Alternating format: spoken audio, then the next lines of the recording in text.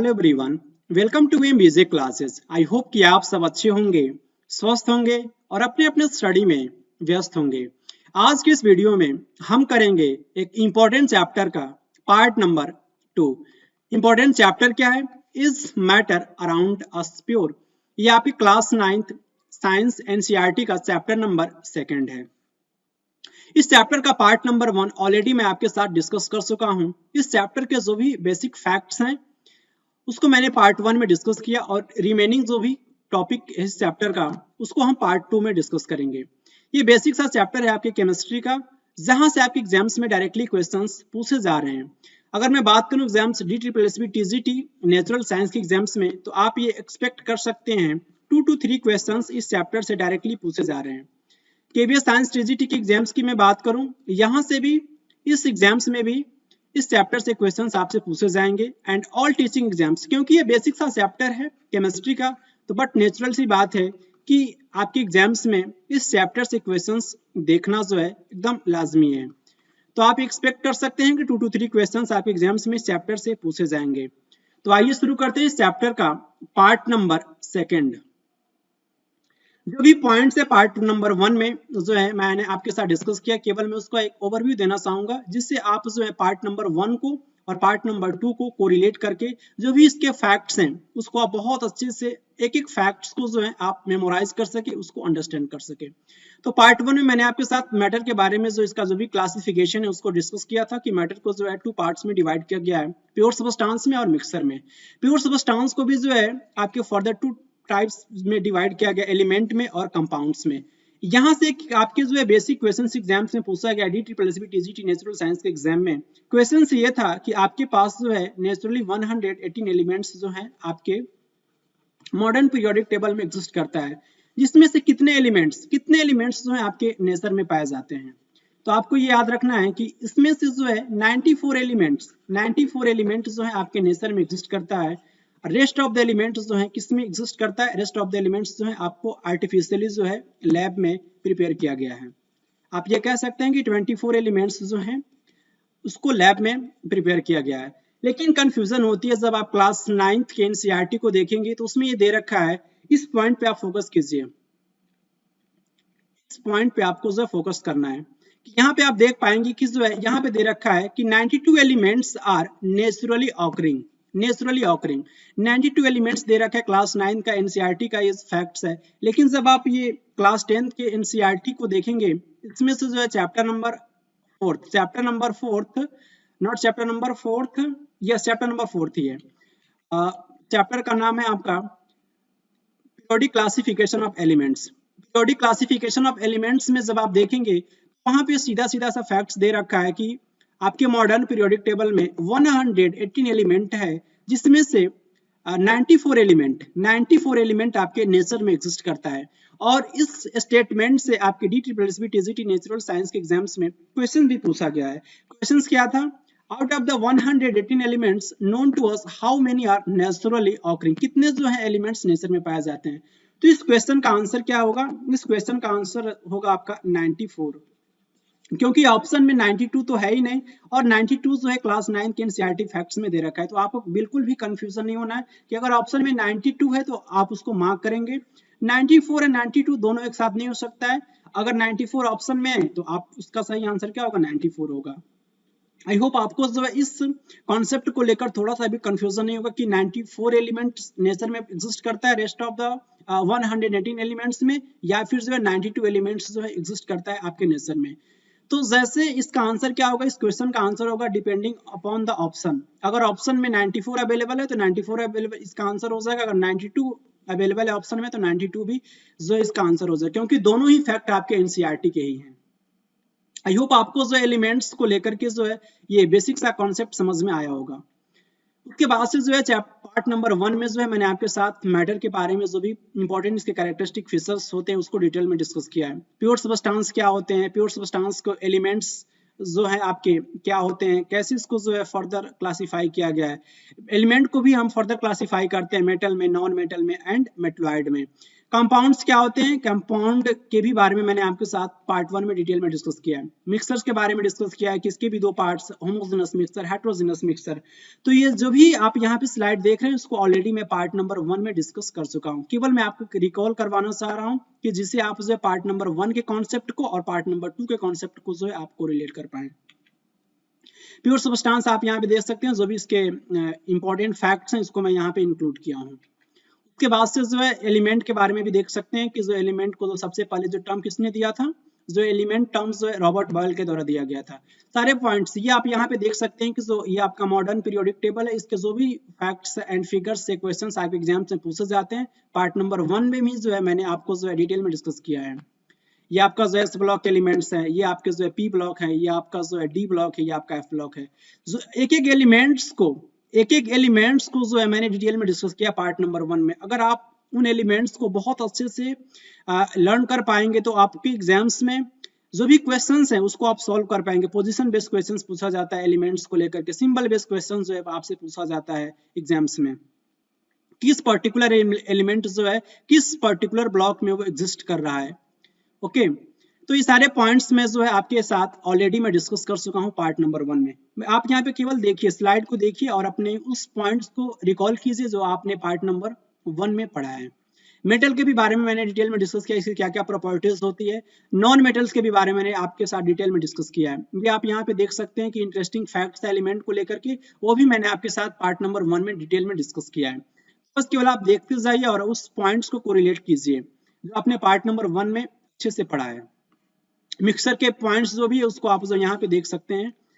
आप यहाँ पे टाइप्स ऑफ मिक्सर्स देख सकते हैं, होमोजेनस मिक्सर, हेटेरोजेनस मिक्सर। उसके बाद से सॉल्यूशंस का कॉन्सेप्ट आता है जिसमें जो है सॉल्वेंट क्या होता है, सॉल्यूट क्या होता है, इसको बहुत अच्छे से मैंने पार्ट 1 में डिटेल में डिस्कस किया है। उसके बाद से जो एग्जांपल सॉल्यूट एंड सॉल्वेंट को कैसे आप समझ सकते हैं कि किसी पर्टिकुलर सॉल्यूशंस में कौन सा कंपोनेंट आपका सॉल्यूट कहलाएगा और कौन सा कंपोनेंट आपका जो है सॉल्वेंट कहलाएगा। उसके बाद से आप यहाँ पे देख सकते हैं एक सॉल्यूशन है tincture of iodine. Tincture of iodine में कौन सा कंपोनेंट जो है आपका सॉल्यूट होगा और कौन सा कंपोनेंट आपका जो है सॉल्वेंट होगा। तो आप यहाँ पे देख सकते हैं कि जो आयोडीन जो होता है उसको हम बोलते हैं, या उस सॉल्यूशन में आपका जो टिंचर ऑफ आयोडीन में ये सॉल्यूट के जैसे वर्क करता है, और एल्कोहल जो है आपका जो है सॉल्वेंट के जैसे क्या कर रहा होता है कि वर्क कर रहा होता है। किसके सॉल्यूशन में, टिंचर ऑफ आयोडीन के सॉल्यूशन में। तो जो भी पॉइंट्स आप यहाँ पे देख सकते हैं उसको मैंने काफी डिटेल में डिस्कस किया पार्ट नंबर 1 में। बस केवल मैं आपको एक ओवरव्यू दे रहा हूँ जिससे आप जो पॉइंट्स को कोरिलेट कर पाएंगे। सॉल्यूशंस की जो भी प्रॉपर्टीज होती है ये भी मैंने आपके साथ डिटेल में डिस्कस किया है। डाइल्यूट और जो आपके कंसंट्रेटेड सॉल्यूशंस क्या होते हैं इसको भी मैंने डिटेल में डिस्कस किया है। सैचुरेटेड सॉल्यूशंस क्या होते हैं, अनसैचुरेटेड सॉल्यूशंस क्या होते हैं। उसके बाद से जो भी कंसंट्रेशन होता है किसी भी सॉल्यूशंस को, उसको जो है आप रिप्रेजेंट कर सकते हैं 3 मेथड्स के थ्रू। आप जो है mass by mass percentage of a solutions के through, and mass by volume percentage of a solutions के थ्रू, एंड थर्ड है आपका volume by volume percentage of mass of a solutions. इससे आपके एग्जाम्स में डायरेक्टली जो है न्यूमेरिकल बेस्ड क्वेश्चंस भी पूछे गए DSSB TGT नेचुरल साइंस के एग्जाम्स में। तो काफी ये इंपॉर्टेंट न्यूमेरिकल होते हैं और आपके साथ मैंने जो इस पर्टिकुलर एग्जांपल्स को पार्ट नंबर 1 में डिटेल में डिस्कस भी किया है। तो आई होप आपको जो है जो भी कंसंट्रेशंस को आप रिप्रेजेंट करोगे 3 मेथड्स के थ्रू और इससे जो भी न्यूमेरिकल्स आपके एग्जाम्स में पूछे जाएंगे, आई होप आपको समझ में आएगा और आप एग्जाम्स में उस क्वेश्चंस को सॉल्व भी कर पाएंगे, क्योंकि मैंने आपके साथ ऑलरेडी ये न्यूमेरिकल्स को बहुत ही डिटेल में पार्ट नंबर 1 में डिस्कस कर चुका हूँ। अब शुरू करते हैं पार्ट नंबर 2 के पॉइंट्स को, और आपको यहां से बहुत अच्छे से समझना है। इंपॉर्टेंट कॉन्सेप्ट आएंगे पार्ट नंबर 2 में। जैसे कि अगर मैं बात करूं इस पार्ट नंबर 2 में हम आपके साथ डिस्कस करेंगे कोलॉइडल सॉल्यूशंस और सस्पेंशन काफी डिटेल में, और उसके बाद से जो भी सेपरेशन टेक्निक होती है उसको डिटेल में डिस्कस करेंगे। तो सॉल्यूशंस के जो भी बेसिक कॉन्सेप्ट था पार्ट नंबर 1 में आपने बहुत अच्छे से समझा इस सॉल्यूशंस के कॉन्सेप्ट को।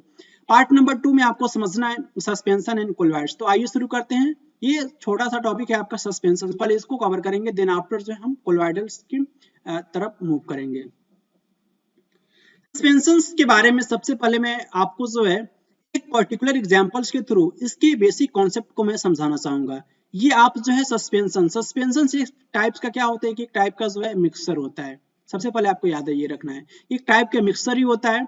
और सस्पेंशंस में मैं यहाँ पे एग्जांपल्स ले रहा हूँ किसका मिक्सचर, ये है आपका जो है सैंड का, सैंड एंड वाटर का मिक्सचर।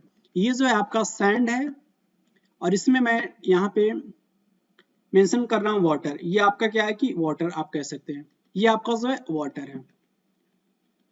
तो सैंड एंड वाटर का जो मिक्सचर है वो किसका एग्जांपल है, वो आपका सस्पेंशन का एग्जांपल है। फर्स्ट ऑफ ऑल आपको याद रखना है, और इसी एग्जांपल से आपके जो भी कैरेक्टरिस्टिक फीचर्स है सस्पेंशन को वो आप यहाँ पे याद रख पाएंगे।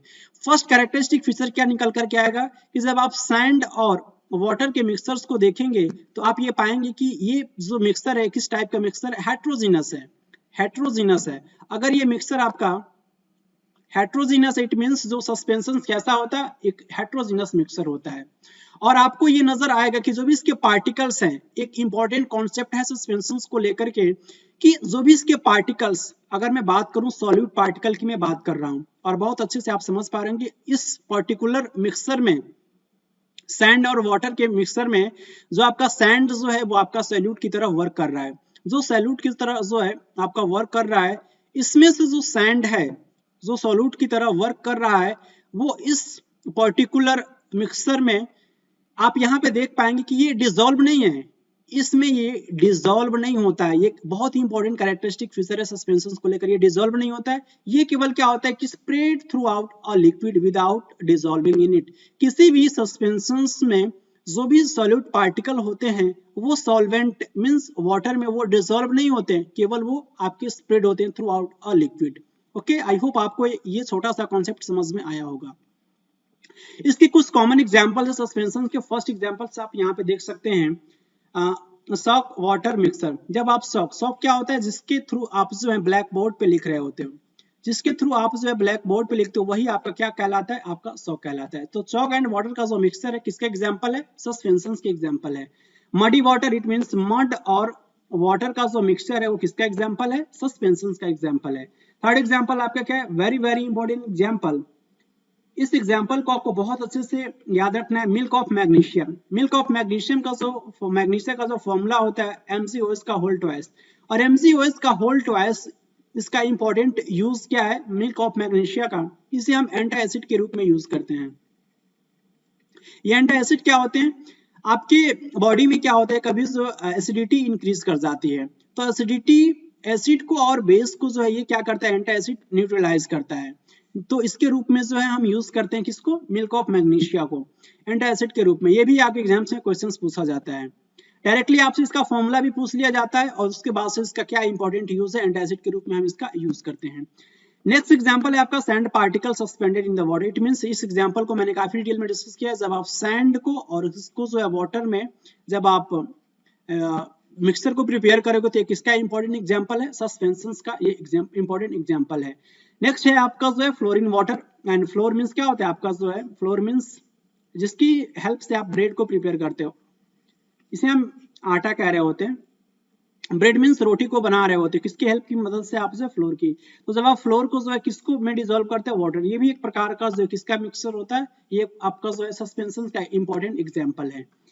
आप यहाँ पे देख सकते हैं कि नोट में मैंने इंपॉर्टेंट लाइन को मेंशन किया कि solid particles and water remain separate in a suspension. वही पॉइंट है जिसको मैंने आपके साथ डिटेल में डिस्कस किया कि जो भी सॉलिड पार्टिकल्स होते हैं सस्पेंशन के अंदर वो जो है वो डिसॉल्व नहीं होते हैं, वो डिसॉल्व नहीं होते हैं।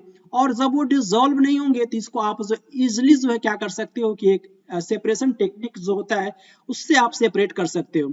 और एक बहुत ही सिंपल सा मेथड होता है सेपरेशन टेक्निक का, जिसे हम क्या कह रहे होते हैं, फिल्ट्रेशन। और फिल्ट्रेशन के थ्रू आप जो है सस्पेंशन के पार्टिकल को क्या कर सकते हो, सॉलिड पार्टिकल को आप जो है सेपरेट कर सकते हो बहुत इजीली, क्योंकि इसकी जो पार्टिकल्स की जो साइज जो होती है वो क्या होती है कि थोड़ी लार्ज होती है। अब इसके कुछ प्रॉपर्टीज के बारे में डिस्कस कर लेते हैं। फर्स्ट प्रॉपर्टीज है कि सस्पेंशन आपका जो हेट्रोजेनस मिक्सचर होता है, ऑलरेडी मैं आपके साथ डिस्कस कर चुका हूँ। इसकी पार्टिकल्स की जो सॉलिड पार्टिकल्स होते हैं इसकी साइज क्या होती है, इसकी जो साइज होती है क्वाइट लार्ज मींस लार्ज होती है। और इसकी जो बेसिकली क्या इसकी डायमीटर्स होती है इसके सॉलिड पार्टिकल्स की, तो लार्जर होती है किसके, लार्जर देन 100 नैनोमीटर। 100 नैनोमीटर उसके पार्टिकल्स की साइज क्या होती है कि ज्यादा होती है सॉलिड पार्टिकल्स की साइज, किसके केस में, सस्पेंशन के केस में। The particles of A suspension can be seen easily. ये जो इसके पार्टिकल्स जो होते हैं उसको आप जो है नेकेड आईज से जो है देख सकते हो। इट मींस ये नेग्लिजिबल होते हैं, नेग्लिजिबल आप जो है नेकेड आईज से जो है देख सकते हो। ओके। एंड नेक्स्ट प्रॉपर्टीज है, इसको जो है आप सेपरेट कर सकते हैं फिल्ट्रेशन टेक्निक के थ्रू। आप जो है फिल्टर पेपर के थ्रू जो इसको आप सेपरेट नहीं कर पाओगे। आपसे अगर एग्जाम्स में क्वेश्चंस पूछा जा रहा है कि क्या सस्पेंशन के पार्टिकल्स को जो है फिल्टर पेपर के थ्रू जो है सेपरेट कर सकते हो, नहीं, आप सेपरेट नहीं कर सकते, क्योंकि इसके पार्टिकल की साइज जो होती है वो थोड़ा ग्रेटर होती है, साइज बड़ी होती है। साइज बड़ी होने की वजह से आप फिल्टर पेपर के थ्रू जो है आप सेपरेट नहीं कर पाओगे।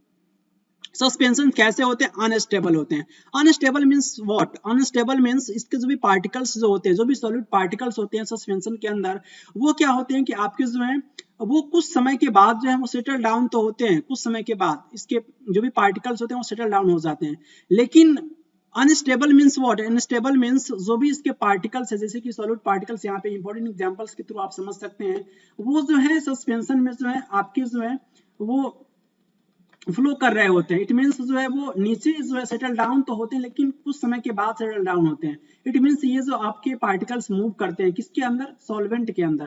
तो आप ये कह सकते हैं कि जो सस्पेंशन जो होता है वो आपका अनस्टेबल होता है।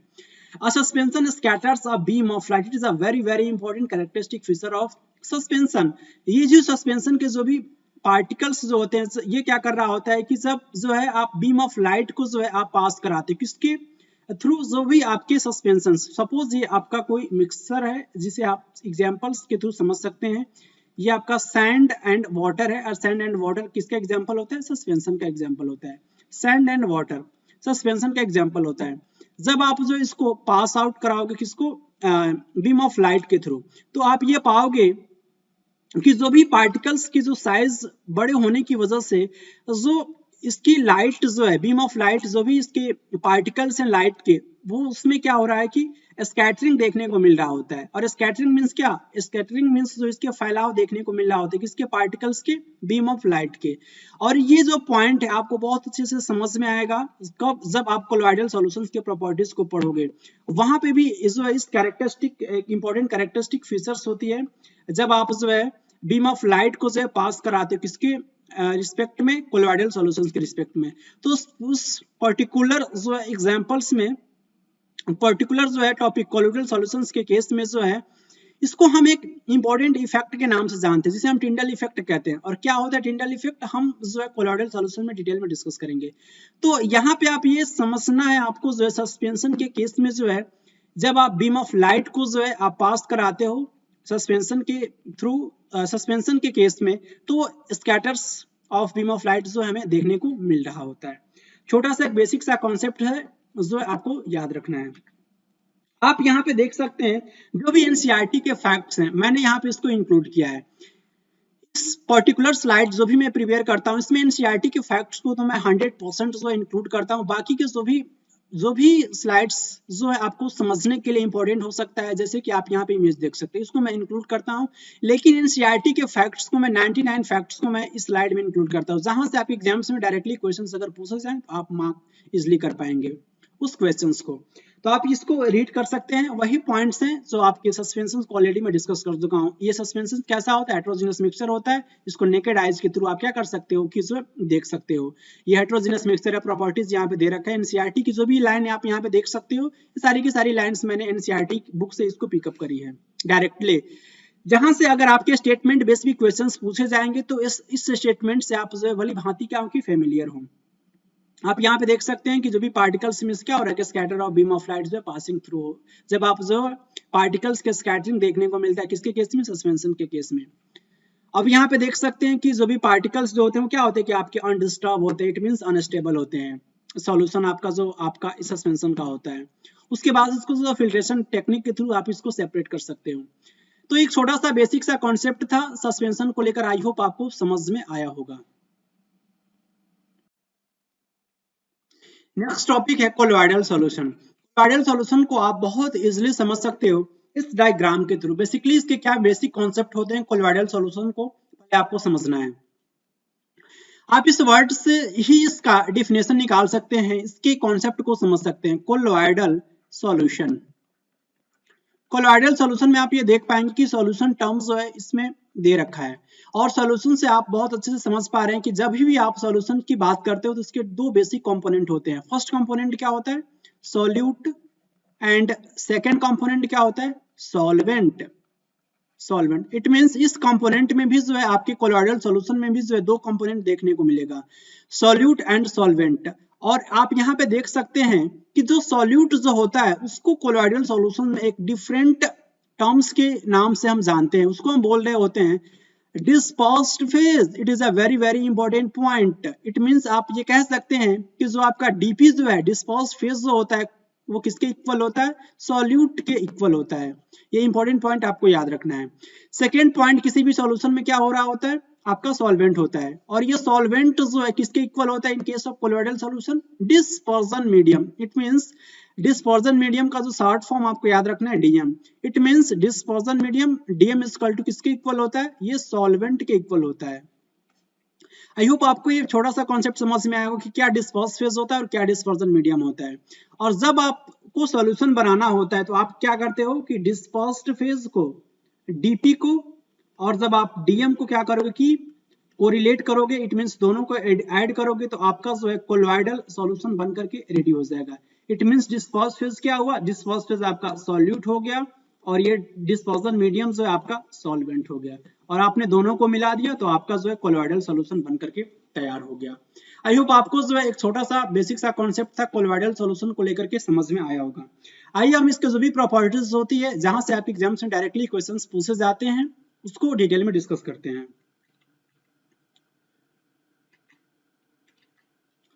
आप यहाँ पे देख सकते हैं कि जो भी इसके पार्टिकल्स जो होते हैं कोलॉइडल सॉल्यूशंस के जो भी सॉल्यूट पार्टिकल्स होते हैं, क्योंकि इसमें भी सॉल्यूट होगा और इसमें भी सॉल्वेंट होगा, इट मींस इसमें भी डिस्पर्स फेज होगा और इसमें भी डिस्पर्जन मीडियम होगा।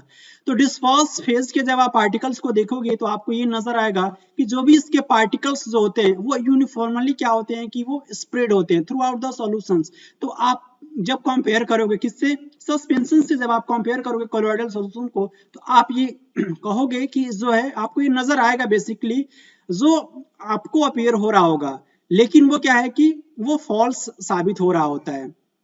नजर आएगा कि कोलॉइडल सॉल्यूशन क्या है कि जो भी पार्टिकल्स हैं वो यूनिफॉर्मली स्प्रेड है, तो आप इसे कहोगे कि ये जो है होमोजीनस है, ये होमोजीनस को ये कैरेक्टरिस्टिक फीचर्स को बियर कर रहा है कोलॉइडल सॉल्यूशन।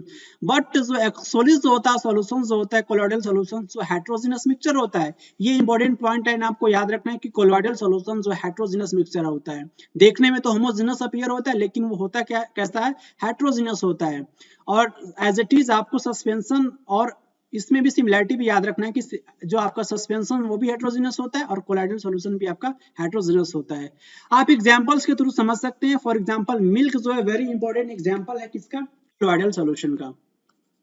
मिल्क, जब आप कोलॉइडल सॉल्यूशंस की बात करते हो तो इसमें भी जो दो कंपोनेंट होंगे, डिस्पर्स्ड फेज होंगे और डिस्पर्जन मीडियम होंगे। और डिस्पर्स्ड फेज क्या होगा, डिस्पर्स्ड फेज जो होगा आपका सॉलिड पार्ट होता है, डिस्पर्स्ड फेज जो होता है सॉलिड पार्ट होता है। और आप अच्छे से समझ पा रहे होंगे कि मिल्क में कुछ सॉलिड पार्ट होता है, इसी की हेल्प से आप क्या करते हो, चीज बनाते हो। चीज मींस क्या होता है, आपका पनीर होता है, उसके हेल्प से जो है डिफरेंट डिफरेंट कंपोनेंट्स आपके मिल्क में प्रेजेंट होते हैं जो किसके बिहाफ पे आप कह सकते हो कि इसमें सॉलिड पार्ट प्रेजेंट होता है। फॉर एग्जांपल मिल्क में जो है आपका प्रोटीन भी पाया जाता है, कैसीन प्रोटीन होता है, उसके बाद से जो है आपका इस मिल्क में जो है लैक्टोज शुगर प्रेजेंट होता है।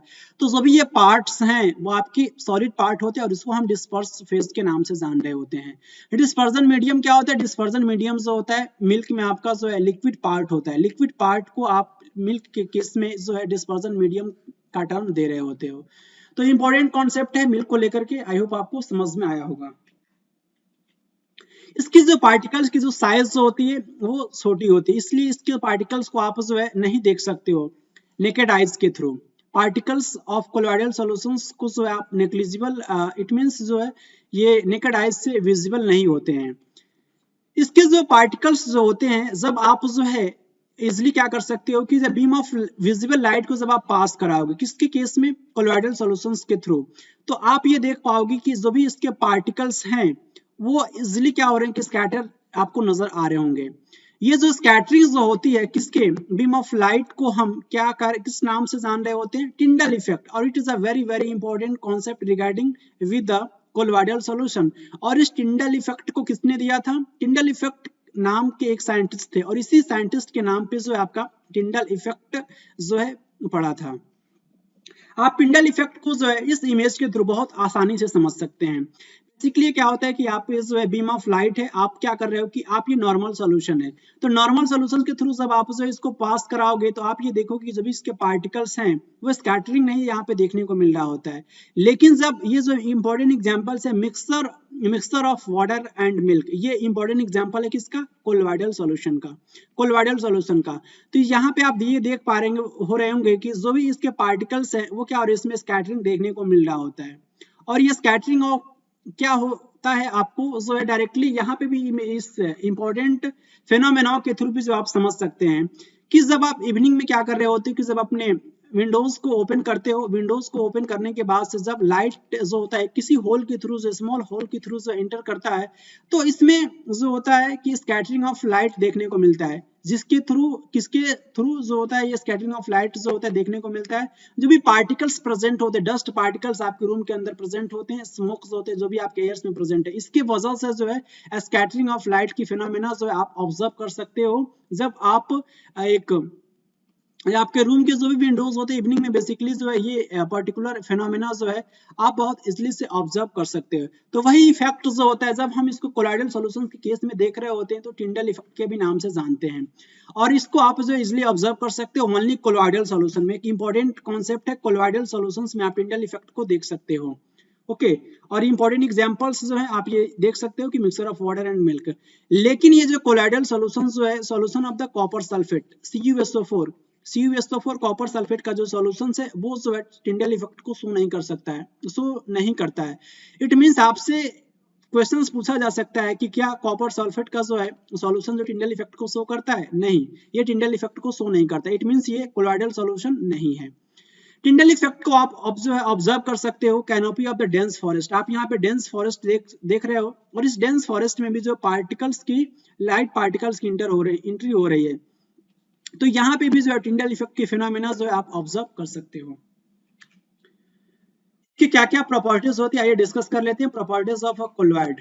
कोलॉइड की सबसे पहले आपको याद रखना है कि कोलॉइड कैसा होता है, हेट्रोजीनस मिक्सचर होता है। Colloidal solutions a type of heterogeneous mixture. इसके पार्टिकल्स की जो साइज जो है नेकेड आइज के थ्रू आप नहीं देख सकते हो क्योंकि इसके पार्टिकल की साइज बहुत छोटी होती है, और ये जो पार्टिकल्स की साइज जो है इसमें स्कैटरिंग देखने को मिल रहा होता है जब आप बीम ऑफ लाइट को पास करा रहे होते हो, किसके थ्रू, कोलॉइडल सॉल्यूशंस के थ्रू। और इसके जो भी पार्टिकल्स होते हैं do not settle down when left undisturbed. It means इसके जो भी पार्टिकल्स होते हैं सॉलिड पार्टिकल्स हैं, क्योंकि सॉलिड पार्टिकल्स है कोलॉइडल सॉल्यूशंस के अंदर भी होते हैं, और उसको एक स्पेसिफिक टर्म दे रहा होता है डिस्पर्स फेज। तो आपको कंफ्यूज नहीं होना, कभी कभी मैं डिस्पर्स फेज की बात करूंगा और कभी कभी मैं डायरेक्ट सॉल्यूट बोल रहा हूँ।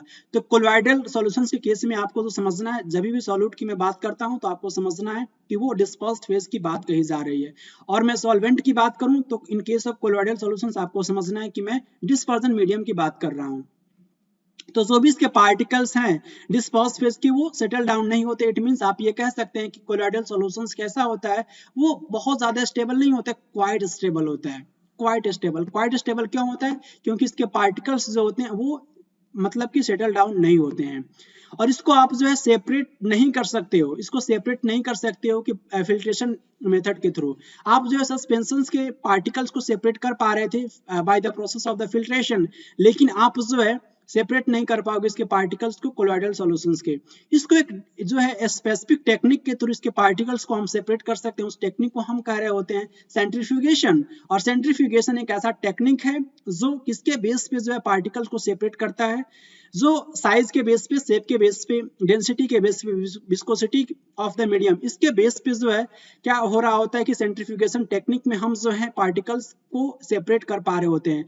बेसिकली हम क्या करते हैं इस टेक्निक में जो है बहुत ही इसकी स्पीड जो होती है बहुत फास्ट होती है, रोटर की स्पीड बहुत फास्ट होती है। जब हम इसको रोटेट कर, अभी मैं डिस्कस करूंगा सेंट्रीफ्यूगेशन टेक्निक को, आपको बहुत अच्छे से इमेज के थ्रू मैं एक्सप्लेन करना चाहूंगा और समझ में भी आएगा सेंट्रीफ्यूगेशन टेक्निक को। तो आप यहाँ पे जो है देख भी सकते हैं सेंट्रीफ्यूगेशन टेक्निक को। ये बेसिकली आपका सेंट्रीफ्यूगेशन टेक्निक होता है। इसमें हम क्या कर रहे होते हैं कि जो है आप इसकी स्पीड जो होती है बहुत ज्यादा होती है, और इस स्पीड की ज्यादा वजह होने की वजह से जो लाइटर पार्टिकल्स है, जो लाइटर पार्टिकल, जो हल्के पार्टिकल्स होते हैं, वो जो होते हैं आपके सरफेस पे प्रेजेंट हो जाते हैं, सरफेस पे प्रेजेंट हो जाते हैं। और जो आपके डेंस पार्टिकल्स हैं, डेंस पार्टिकल्स जो होते हैं वो कहाँ प्रेजेंट हो जाएंगे, बॉटम में प्रेजेंट हो जाते हैं। तो आप यहाँ से जो है लाइटर पार्टिकल्स उसके डेंसिटी के बेस पे, इंपॉर्टेंट कैरेक्टरिस्टिक फीचर है कि सेंट्रीफ्यूगेशन टेक्निक जो है किसके बेस पे वर्क कर रहा होता है, तो डेंसिटी के ही बेस पे आप क्या कर सकते हो कि जो आप उसको सेपरेट कर पाओगे। तो जो भी आपके लाइटर पार्टिकल्स होंगे आप जो है सरफेस के एबव में उसको ऑब्टेन कर पाओगे, लेकिन जो डेंस पार्टिकल्स होंगे उसको जो है आप जो है बॉटम में ऑब्टेन कर पाओगे, क्योंकि यहाँ पे जो है सेंट्रीफ्यूगेशन एक सेंट्रीफ्यूगल फोर्स होता है। सेंट्रीफ्यूगल फोर्स की वजह से जो पार्टिकल्स जो होते हैं वो जो है आपके जो है पार्टिकल्स, सेंट्रीफ्यूगल फोर्स की वजह से जो पार्टिकल्स जो होते हैं आपके डेंसर पार्टिकल्स जो होते हैं वो बॉटम की तरफ चले जाते हैं, और आपके जो लाइटर पार्टिकल्स जो होते हैं आपके जो सरफेस की तरफ मूव कर जाते हैं। तो ये आपका बेसिक प्रिंसिपल होता है किसको लेकर के, सेंट्रीफ्यूगेशन टेक्निक को लेकर के। और आप इस टेक्निक के थ्रू जो है आप पार्टिकल्स को डिस्पर्स फेज कोलॉइडल सॉल्यूशंस की मैं बात कर रहा हूँ, disperse phase and dispersion medium के पार्टिकल्स को आप जो है सेपरेट कर सकते हो सेंट्रीफ्यूगेशन टेक्निक के थ्रू। ओके, उसके बाद से आप ये देख सकते हो कि जो भी कोलॉइडल सॉल्यूशंस होते हैं इसको हम क्या कर सकते हैं, क्लासीफाई कर सकते हैं। किसके बेस पे, आप इस क्लासिफिकेशन को बहुत अच्छे से आपको जो है समझना है। कोलॉइडल सॉल्यूशंस का एक क्लासिफिकेशन है। आप यहाँ पे देख पा रहे होंगे disperse phase and dispersion medium, और इसके कुछ यहाँ पे टाइप दे रखा है, एक इस टाइप का कोलॉइडल सॉल्यूशन और इसके क्या एग्जांपल्स हो सकते हैं। तो फर्स्ट टाइप है आपका एरोसोल, और सेकंड भी आप देख सकते हैं कि एरोसोल, और आपको फोकस करना है इस टर्म पे एरो। और arrow means what, arrow means आपको समझना है कि कहीं ना कहीं जो गैस की बात कर रहा है। तो एरोसोल अगर कोलॉइडल सॉल्यूशन होगा तो उसमें जो है डिस्पर्सन मीडियम, दोनों ही केस में आप देख सकते हैं, दोनों ही केस में जो है आपको क्या नजर आएगा, डिस्पर्सन मीडियम गैस नजर आएगा। उसके बाद से डिस्पर्स फेज का केवल डिफरेंस देखने को मिलता है जब हम बात करते हैं फॉग को, तो फॉग भी एक एरोसोल है और स्मोक भी एरोसोल है, बट डिफरेंस इतना है कि फॉग के केस में जो डिस्पर्स फेज लिक्विड होता है, लेकिन स्मोक के केस में जो डिस्पर्स फेज जो है आपका सॉलिड होता है। क्लाउड्स भी इसका इंपॉर्टेंट एग्जांपल है, जहां पे आप देख सकते हैं डिस्पर्स फेज लिक्विड होता है, डिस्पर्सन मीडियम जो है आपका गैस होता है। मिस्ट के भी केस में कोहरा जिसे हम बोल रहे होते हैं वो भी जो है इसका इंपॉर्टेंट एग्जाम्पल है, किसका, एरोसोल का। ऑटोमोबाइल से जो भी एग्जॉस्ट जो होता है, जो भी एग्जॉस्ट निकल रहा होता है, जो भी गैसेस जो होता है, वो भी आपका जो इंपॉर्टेंट एग्जांपल है किसका, एरोसोल का। बट डिफरेंस क्या है, डिफरेंस आपका जो है डिस्पर्स फेज को लेकर के ही है।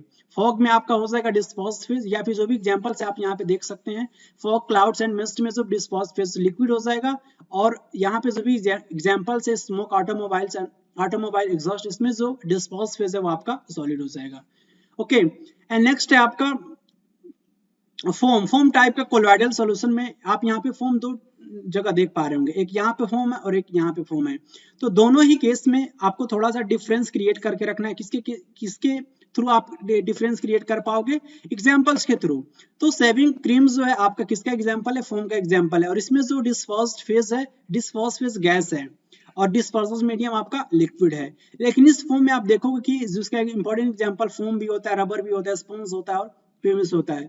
तो इसके एग्जांपल्स में आप जो है डिस्पर्स फेज जो है गैस होता है, डिस्पर्स फेज गैस होता है, लेकिन डिस्पर्सन मीडियम आपका क्या होता है, डिस्पर्सन मीडियम जो है सॉलिड होता है। केवल किसका डिफरेंस है, डिस्पर्सन मीडियम का डिफरेंस है। आपके डिस्पर्स फेज दोनों ही केस में क्या हो रहे होते हैं, फोम के केस में सेम होता है। नेक्स्ट आपका एग्जांपल है इमल्सन आपको बहुत अच्छे से समझ में आएगा और बहुत ही इजिली आप इसको याद रख पाएंगे, क्योंकि यहाँ पे डिस्पर्स फेज और डिस्पर्सन मीडियम दोनों ही लिक्विड स्टेट में पाया जाता है, और इसका इंपॉर्टेंट एग्जांपल आपका क्या है, मिल्क है और फेस क्रीम है। नेक्स्ट है आपका सॉल, और यहाँ से आपके एग्जाम्स में क्वेश्चन भी पूछा गया कि सॉल में जो है आपका मिल्क ऑफ मैग्नीशिया जो है किस टाइप का कोलॉइडल सॉल्यूशन है, आपका सॉल्ट टाइप का, जिसमें डिस्पर्स फेज सॉलिड होता है और डिस्पर्सन मीडियम जो है आपका लिक्विड होता है। मड में भी जो डिस्पर्स फेज सॉलिड होता है और डिस्पर्सन मीडियम लिक्विड होता है। ये तो फॉर्म में आपके साथ ऑलरेडी डिस्कस कर चुका हूँ। जेल आप देख सकते हैं, जेल से आपके एग्जाम्स में ये भी क्वेश्चन पूछा गया कि जेल में जो आपके कौन कौन से कंपोनेंट होते हैं, डिस्पर्स फेज और डिस्पर्सन मीडियम क्या होता है, तो इसका इंपॉर्टेंट एग्जांपल क्या है। तो आप यहाँ पे सीज के थ्रू, सीज मींस क्या होता है आपका पनीर होता है, तो इसके थ्रू जो आप इजिली समझ पाएंगे, और इजिली में जो है मेजर पार्ट जो होता है वो आपका डिस्पर्जन मीडियम होता है। किसी भी कोलॉइडल सॉल्यूशन में आपका जो है मेजर पार्ट जो होता है वो डिस्पर्जिंग मीडियम होता है। और डिस्पर्जिंग मीडियम जो है आपका सीज के केस में जो डिस्पर्जिंग मीडियम जो होता है वो सॉलिड होता है। और आप ये देख भी पाएंगे प्रैक्टिकली जो आपका सीज जो होता है उसका मेजर कंपोनेंट जो होता है वो सॉलिड फॉर्म में पाया जाता है और वो आपका डिस्पर्जिंग मीडियम होता है।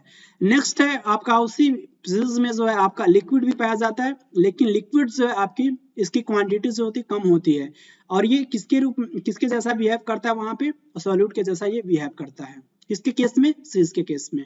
तो जेल में आपको जस्ट सिंपल याद रखना है कि डिस्पर्स्ड फेज जो है लिक्विड होता है, लेकिन डिस्पर्जन मीडियम जो है सॉलिड होता है। और इसकी एग्जांपल जेली होता है, सीज होता है और बटर होता है। नेक्स्ट टाइप कोलॉइड की मैं बात करूं, सॉलिड सॉल्ट में जो डिस्पर्स्ड फेज सॉलिड होता है और डिस्पर्जन मीडियम दोनों ही क्या होता है कि आपका सॉलिड होता है। डिस्पर्स्ड फेज भी सॉलिड और डिस्पर्जन मीडियम भी सॉलिड, इसलिए हम इस टाइप के कोलॉइड को हम बोलते हैं सॉलिड सॉल। और इंपॉर्टेंट एग्जांपल्स क्या होते हैं? Coloured gemstone, milky glass. I hope आपको जो है टाइप ऑफ कोलॉइडल सॉल्यूशन समझ में आया होगा। यहाँ से आपके एग्जाम्स में डायरेक्टली क्वेश्चंस पूछे गए हैं DSSB TGT नेचुरल साइंस के एग्जाम में। इस टेबल के थ्रू भी जो आप समझ सकते हो, ये टेबल मैंने जो क्लास 12 की NCERT बुक से पिकअप करी है, क्योंकि यहाँ पे आप इजिली समझ सकते हो। एक सीक्वेंस दे रखा है उन्होंने इसमें सॉलिड सॉलिड सॉलिड, एक सीक्वेंस दे रखा है कि ये आपका डिस्पर्स फेज का एक पहले सॉलिड आप लोगे, फिर ये आपका सॉलिड सॉल हो जाएगा। देन आप जो है सॉलिड लिक्विड लोगे तो आपको सॉलिड सॉल मिलेगा आपको।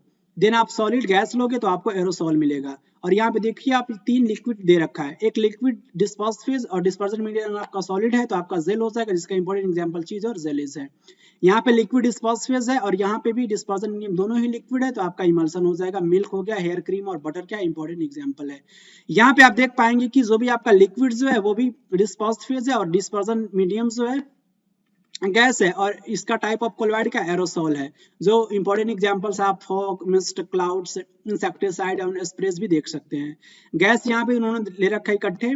गैस को जो है यहाँ पे सॉलिड सॉल, ये आपका जो है डिस्पर्जन मीडियम जो इसमें वर्क करेगा। किसके केस में? सॉलिड सॉल के केस में। इट मीन्स डिस्पर्स फेज जो है गैस है और डिस्पर्जन मीडियम सॉलिड है। सॉलिड सॉल के केस में जिसका इंपॉर्टेंट एग्जांपल जो है pumice stone and foam rubber होता है। नेक्स्ट आपका फोम के केस में डिस्पर्स फेज भी गैस है और डिस्पर्जन मीडियम भी क्या है? आपका लिक्विड है, जिसका इंपॉर्टेंट एग्जांपल्स आप देख सकते हैं। फ्रोथ होता है, व्हिप्ड क्रीम और सोप लेदर होता है। तो एक बेसिक सा कॉन्सेप्ट था किसको लेकर के, जो भी आपके टाइप्स ऑफ कोलॉइडल सॉल्यूशंस होते हैं। और इस चार्ट को आपको बहुत अच्छे से रीड करना है, क्योंकि यहाँ से आपके एग्जाम्स में क्वेश्चंस पूछे जाते हैं। अब हम लोग डिस्कस करेंगे कुछ सेपरेशन टेक्निक होती है, और कुछ सेपरेशन टेक्निक जैसे कि आपका कोई हेट्रोजेनस मिक्सचर है, तो हेट्रोजेनस मिक्सचर्स को सेपरेट करने के लिए उसमें जो भी आपके कंपोनेंट पाए जाते हैं हेट्रोजेनस मिक्सचर में, जो भी पार्टिकल्स हैं उसको सेपरेट करने के लिए कुछ फिजिकल मेथड्स होते हैं और कुछ केमिकल मेथड्स होते हैं।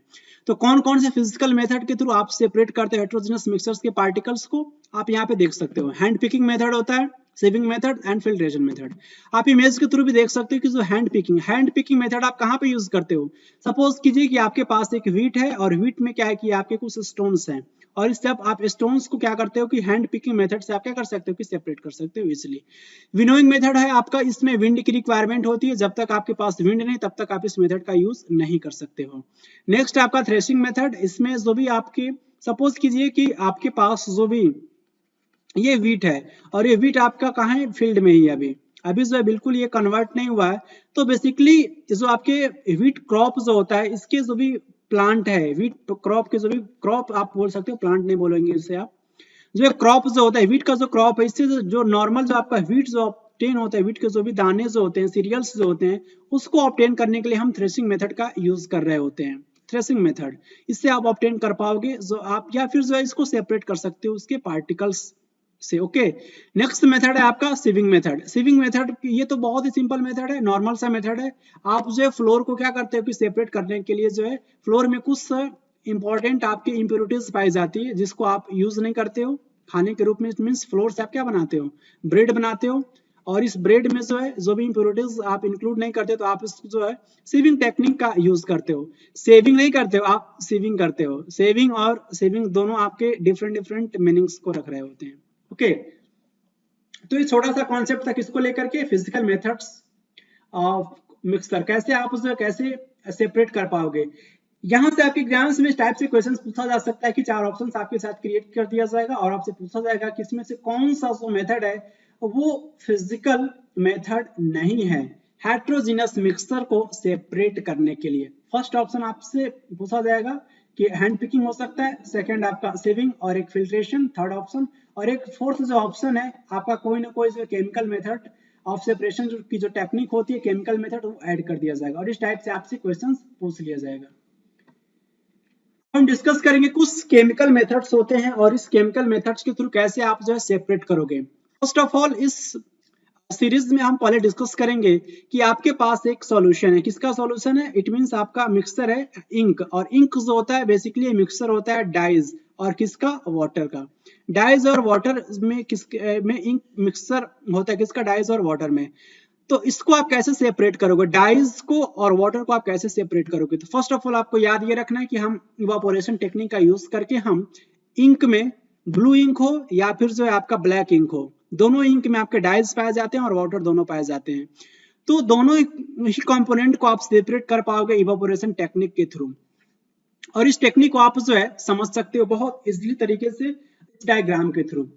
यहाँ पे आप ये देख पाएंगे कि आपका जो है ये वाटर है और ये बेसिकली आपका बीकर है। बीकर में आपने जो है वाटर कंपोनेंट को यहाँ पे दे रखा है, और जनरली हम क्या कर रहे होते हैं कि यहाँ पे हम टेम्परेचर को दे रहे होते हैं, और जब क्या होगा कि जब ये टेम्परेचर के देने की वजह से इस वाटर का जो भी पार्ट है वो क्या होगा? इवोपोरेट होगा, और वाटर का जो पार्ट इवोपोरेट होने की वजह से ये जो आपके ये आपका जनरली आपका जो है वॉश ग्लास है, और वॉश ग्लास में आपने क्या रखा है कि इंक रखा है, और इस इंक में जो है इस इंक में आपने क्या रखा है? इस इंक में जनरली आपके दोनों कंपोनेंट है, आपके डाई भी हैं और आपके वाटर भी हैं।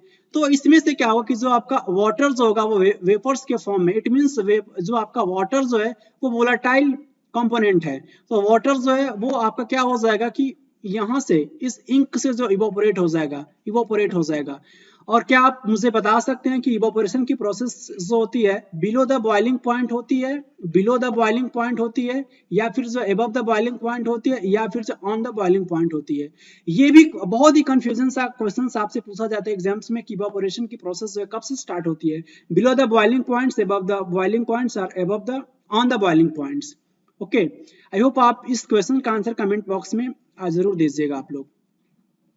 तो आप क्या कर सकते हो कि जो आपका वाटर का जो कंपोनेंट है इंक में वो तो इवोपोरेट हो गया, और आप वेपर्स के फॉर्म में जो इवोपोरेट हो गया, और आपको जो इस वॉश ग्लास में क्या ऑब्टेन हो जाएगा? इस वॉश ग्लास में आपको जो है डाई ऑब्टेन हो जाएगा। और यहाँ से आप जो है नॉर्मली सेपरेट कर सकते हो ब्लू और ब्लैक इंक में से किसको? डाई को सेपरेट कर सकते हो by the process of evaporation. Next आपको जो है आपको सेपरेट करना है, क्रीम को सेपरेट करना है किससे? मिल्क में। किस मेथड के थ्रू आप सेपरेट करोगे? आप सेपरेट यूज करोगे, आप जो टेक्निक यूज करोगे सेंट्रीफ्यूगेशन टेक्निक, और सेंट्रीफ्यूगेशन टेक्निक आपको मैं ऑलरेडी डिस्कस कर चुका हूं। कोलॉइडल सॉल्यूशंस को, पार्टिकल्स को सेपरेट करने के लिए हम जो है सेंट्रीफ्यूगेशन टेक्निक का यूज करते हैं। और एक मिल्क क्या है कि मिल्क का टाइप ऑफ कोलॉइडल सॉल्यूशन है, तो हम नॉर्मली जो है इस टेक्निक का यूज करते हैं, सेंट्रीफ्यूगेशन टेक्निक का। सेंट्रीफ्यूगेशन टेक्निक के थ्रू फर्स्ट ऑफ ऑल आपको यही याद रखना है कि क्रीम को जो हम सेपरेट कर सकते हैं मिल्क से, किस टेक्निक के थ्रू? सेंट्रीफ्यूगेशन टेक्निक के थ्रू। ये जो सेंट्रीफ्यूगेशन टेक्निक जो है किस प्रिंसिपल पे बेस्ड होता है? बेसिकली हम एक इंस्ट्रूमेंट लेते हैं जिसकी स्पीड जो होती है बहुत फास्ट होती है। स्पीड फास्ट होने की वजह से हम क्या करते हैं कि कंपोनेंट को, सपोज कीजिए कि आपका मिल्क है, ये आपका इंस्ट्रूमेंट है, बेसिकली सेंट्रीफ्यूगेशन एक मशीन होती है, उसमें हम जो है मिल्क कंपोनेंट पार्ट को यहाँ पे इंक्लूड करते हैं, और जब हम इसको हाई स्पीड से रोटेट करते हैं तो जो भी आपके मिल्क के जो आपके डेंसर पार्टिकल हैं, डेंसर पार्टिकल, ध्यान देना है आपको इस पॉइंट पे, जो डेंसर पार्टिकल्स है वो सेंट्रीफ्यूगल फोर्स की वजह से बॉटम में चले जाते हैं, और जो भी आपके लाइटर पार्टिकल्स हैं वो आपके कहाँ ऑब्टेन हो जाएंगे? वो आपके जो भी सरफेस पे चले आते हैं, क्योंकि लाइटर पार्टिकल्स की डेंसिटी क्या होती है कि कम होती है। तो यहाँ पे जो है आपको ऑब्टेन हो जाएगा सरफेस पे, कौन सा पार्टिकल आपको ऑब्टेन हो जाएगा सरफेस पे? जिसकी डेंसिटी क्या है कि लो है, और जिसकी डेंसिटी हाई है या फिर डेंसर पार्टिकल्स आप कह सकते हैं वो आपको बॉटम में ऑब्टेन हो जाएगा।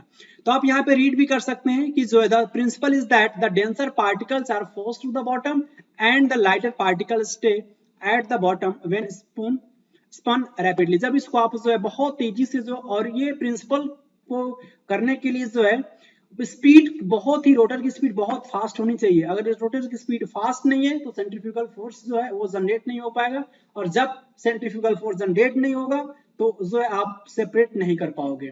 ओके, आई होप आपको इस समझ में आया भी होगा। इस इमेज के थ्रू मैं आपको समझाने का प्रयास भी किया, और बहुत ज्यादा डिटेल में आपको नहीं देखना है क्योंकि आप एग्जाम से डायरेक्टली यही क्वेश्चन पूछा जाएगा कि जो है आप मिल्क को कैसे सेपरेट करोगे, किस टेक्निक के थ्रू, सेंट्रीफ्यूगेशन टेक्निक के through.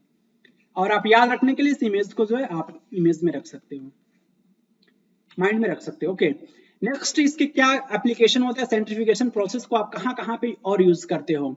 Use in the diagnostic laboratories, जो भी डायग्नोस्टिक लेबोरेटरीज होती है किसके टेस्ट के लिए, ब्लड और यूरिन टेस्ट के लिए हम सेंट्रीफ्यूगेशन प्रोसेस का यूज करते हैं। नेक्स्ट हम जो है डेयरीज में यूज करते हैं at home to separate butter from the cream. ये तो ऑलरेडी मैं आपके साथ डिस्कस कर चुका हूँ कि जो सेंट्रीफ्यूगेशन प्रोसेस का यूज जो हम डेयरीज में करते हैं किसको सेपरेट करने के लिए, बटर को सेपरेट करने के लिए, किससे, क्रीम से। नेक्स्ट है आपका वॉशिंग मशीन में भी जो है हम किसका यूज करते हैं, सेंट्रीफ्यूगेशन टेक्निक का यूज करते हैं। तो इस टाइप से क्वेश्चंस आपसे पूछा जा सकता है कि इन तीन इसके टेक्निक्स हैं, इनमें से किस मेथड्स में हम सेंट्रीफ्यूगेशन टेक्निक का यूज नहीं करते हैं। नेक्स्ट टॉपिक है आपका how can we separate a mixture of two immiscible liquids. Yes, आपके पास टू इमिसिबल लिक्विड्स है, जैसे कि ये मिक्सचर की मैं बात करूं, लिक्विड आपके पास है, इट मींस वाटर है। टू इमिसिबल लिक्विड की बात कर रहे हैं, लिक्विड और ऑयल। लिक्विड और ऑयल का जो मिक्सचर है वो इमिसिबल लिक्विड्स का क्या है कि एक मिक्सचर है, किसका, इमिसिबल लिक्विड्स का।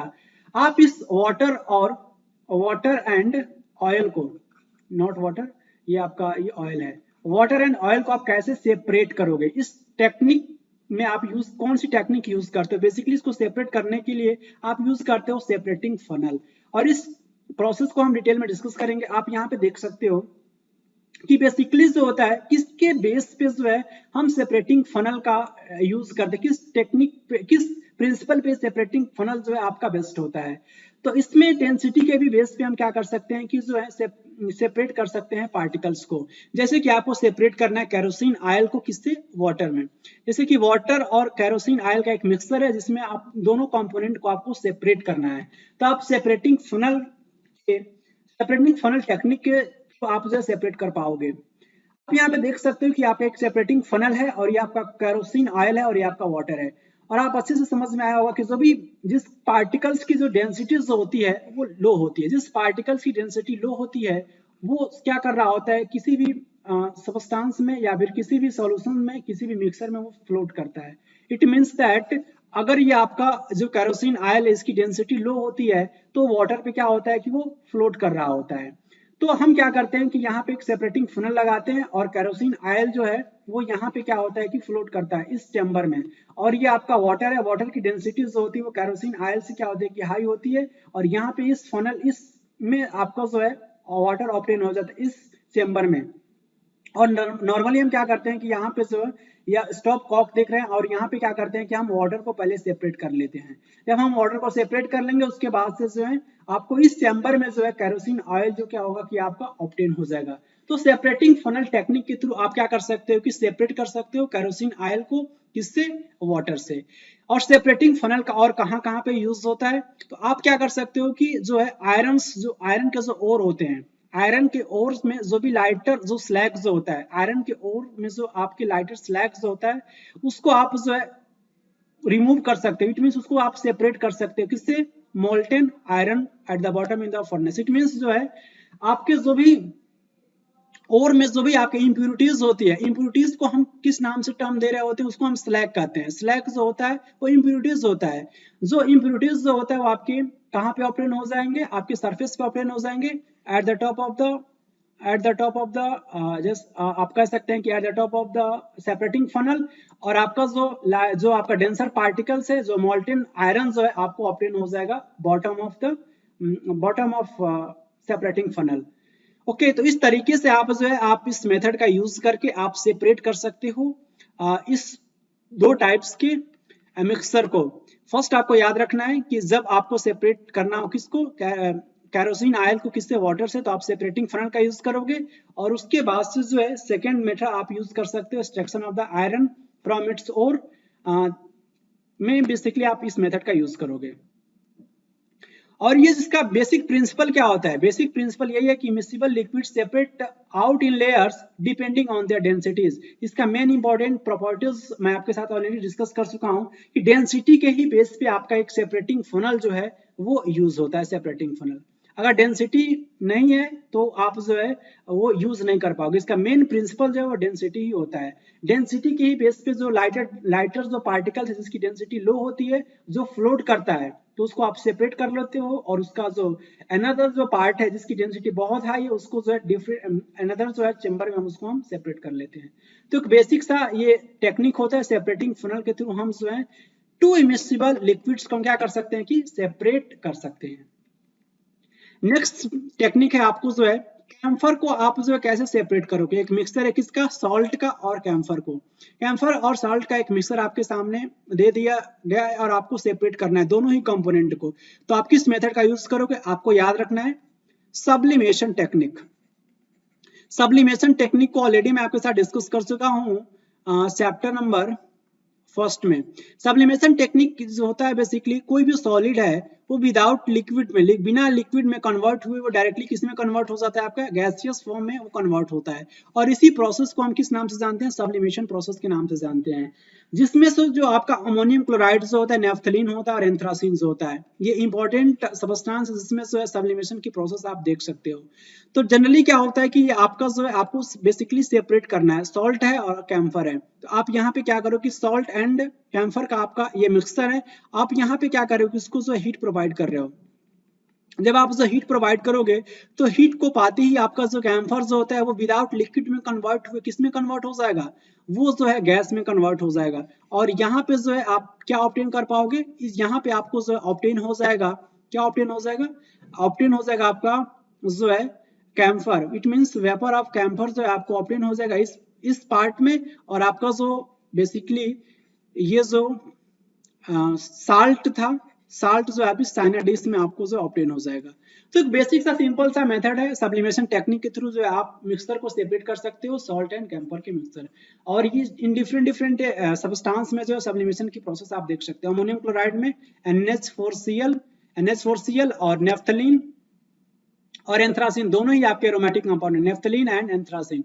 इसमें आप जो है सब्लिमेशन की प्रोसेस देख सकते हो। नेक्स्ट टेक्निक जो है आपका इंपॉर्टेंट है, नेक्स्ट टेक्निक है आपका chromatography. It is very important technique. आप इस टेक्निक के थ्रू बेसिकली क्या करते हो, किस टाइप के मिक्सर्स को आप सेपरेट करते हो। तो ये जो सेपरेशन जो टेक्निक है क्रोमेटोग्राफी, सबसे पहले तो इसका मीनिंग समझेंगे। इट मीन्स क्या होता है, क्रोमा, क्रोमा जो है ग्रीक टर्म से लिया गया है जिसका मीनिंग होता है colour. It means colourful substance को सेपरेट करने के लिए आप क्या कर सकते हो, क्रोमेटोग्राफी टेक्निक का यूज कर सकते हो। और इस टेक्निक का यूज जो है किसके सेपरेशन के लिए फर्स्ट ऑफ ऑल यूज किया गया था, सेपरेशन ऑफ कलर्स। और कलर्स को आप सेपरेट करने के लिए बेस्ट मेथड जो है क्रोमेटोग्राफी होता है। बेसिकली टेक्निक क्या होता है, इस टेक्निक को पहले मैं समझा देता हूं इस इमेज के थ्रू, यानी इसके कुछ एप्लीकेशन देखेंगे और इसका जो है क्या जो है इसका बेसिकली प्रिंसिपल होता है इस टेक्निक का, क्रोमेटोग्राफी टेक्निक का, उसको हम लोग डिस्कस करेंगे। तो आप यहाँ पे देख सकते हैं कि आपने क्या लिया, यहाँ पे जो आपने एक फिल्टर पेपर लिया, आपने जो है फिल्टर पेपर लिया और इसमें आपने जो है यहाँ पे एक जो है पेंसिल से यहाँ पे एक लाइन आपने ड्रॉ किया और यहाँ पे जो एक ड्रॉप आपने जो है क्या लिया, यहाँ पे जो है ये किसका ड्रॉप है, ये जो ड्रॉप है आपका डाइस का ड्रॉप है। इट मीन्स डाई, डाई में क्या होता है कि डिफरेंट टाइप्स के कलर्स पाए जाते हैं। ये आपको याद रखना है कि डाई में जो है डिफरेंट टाइप्स के कलर्स होते हैं और इसी कलर को हमको क्या करना है कि सेपरेट करना है, किस मेथड के थ्रू, क्रोमेटोग्राफी टेक्निक के थ्रू। तो आपने क्या किया कि जो सबसे पहले आपने फिल्टर पेपर लिया और फिल्टर पेपर में आपने जो है यहाँ पे इसको जो है एक लाइन को ड्रॉ किया और यहाँ पे जो है स्पॉट ऑफ इंक लिया। इट मीन्स आपने इंक लिया और इसमें जो है आपके डिफरेंट टाइप्स के कलर्स प्रेजेंट होंगे। और आपने क्या किया, किसको जो है एक आपने जो है एक ग्लास रॉड लिया, ये आप देख पा रहे होंगे कि आपका ग्लास रॉड है, ये आपका ग्लास रॉड है और यहाँ पे इसमें आपने जो वाटर को फिल कर रखा है।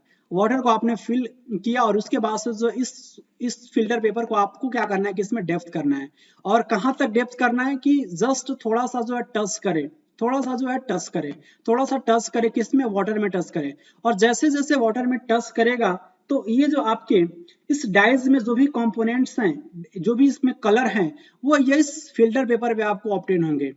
और आपको बहुत अच्छे से पता है कि डाइज में जो है डिफरेंट डिफरेंट कलर्स होते हैं। तो डिफरेंट डिफरेंट कलर्स आपके जिसकी सॉल्युबिलिटी आपको यहाँ पे याद ये रखना है कि जिस कलर की सॉल्युबिलिटी जितना ज्यादा होगी वो इस पर्टिकुलर जो आपका फिल्टर पेपर है उसका जो स्पॉट्स होगा सबसे ज्यादा ऊपर बनेगा। सपोज हम कर सकते हैं कि आपका जो रेड कलर इसकी जो सॉल्युबिलिटी जो है वाटर में ज्यादा है, तो ये जो है आपका रेड जो है सबसे एबव जो है आपका ऑब्टेन हो जाएगा, मतलब यहाँ पे इसके स्पॉट जो है वो देखने को मिलेगा।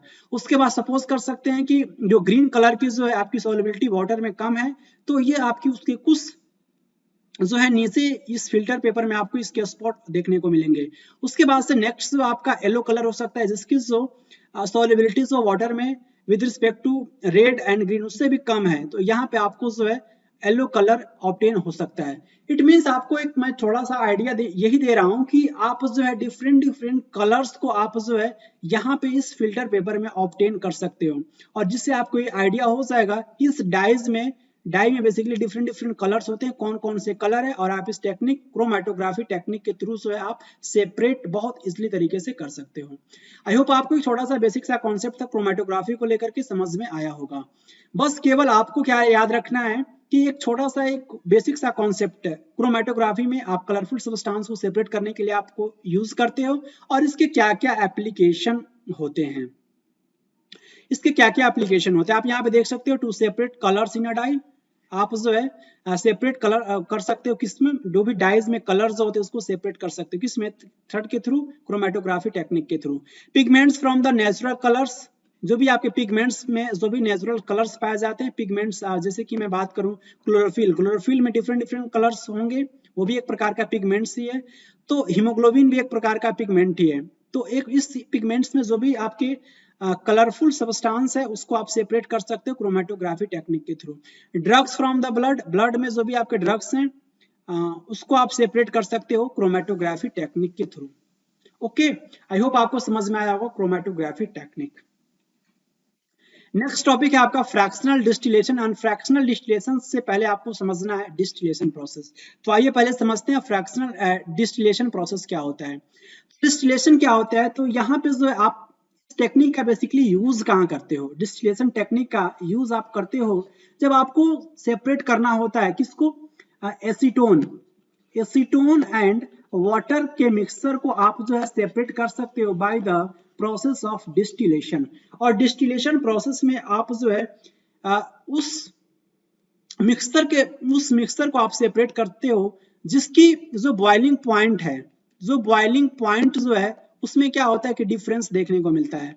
जिस मिक्सचर में सपोज कीजिए कि आपका जो है एसीटोन एंड वाटर का एक मिक्सचर है, और इसमें जो भी एसीटोन और वाटर दोनों का बॉइलिंग पॉइंट में डिफरेंस है, तो आप जो है, और दोनों ही क्या है कि लिक्विड हैं, टू मिक्सिबल लिक्विड दोनों एक दूसरे में मिक्स हो रहे हैं, बहुत अच्छे से मिक्स हो पा रहे हैं। अभी मैंने आपके साथ डिस्कस किया कि जब टू इमिसिबल लिक्विड हो, आपको कंफ्यूज नहीं होना है कि जब आपका वाटर हो और आपका ऑयल हो, तो ये आपका एग्जांपल होता है इमिसिबल लिक्विड का। और इमिसिबल लिक्विड का आप किस मेथड के थ्रू जो है आप सेपरेट कर पा रहे थे, आप किस टेक्निक का यूज कर रहे थे, वहां पे आप कमेंट बॉक्स में बिल्कुल बताइएगा किस टेक्निक का आप वहां पे यूज कर पा रहे थे।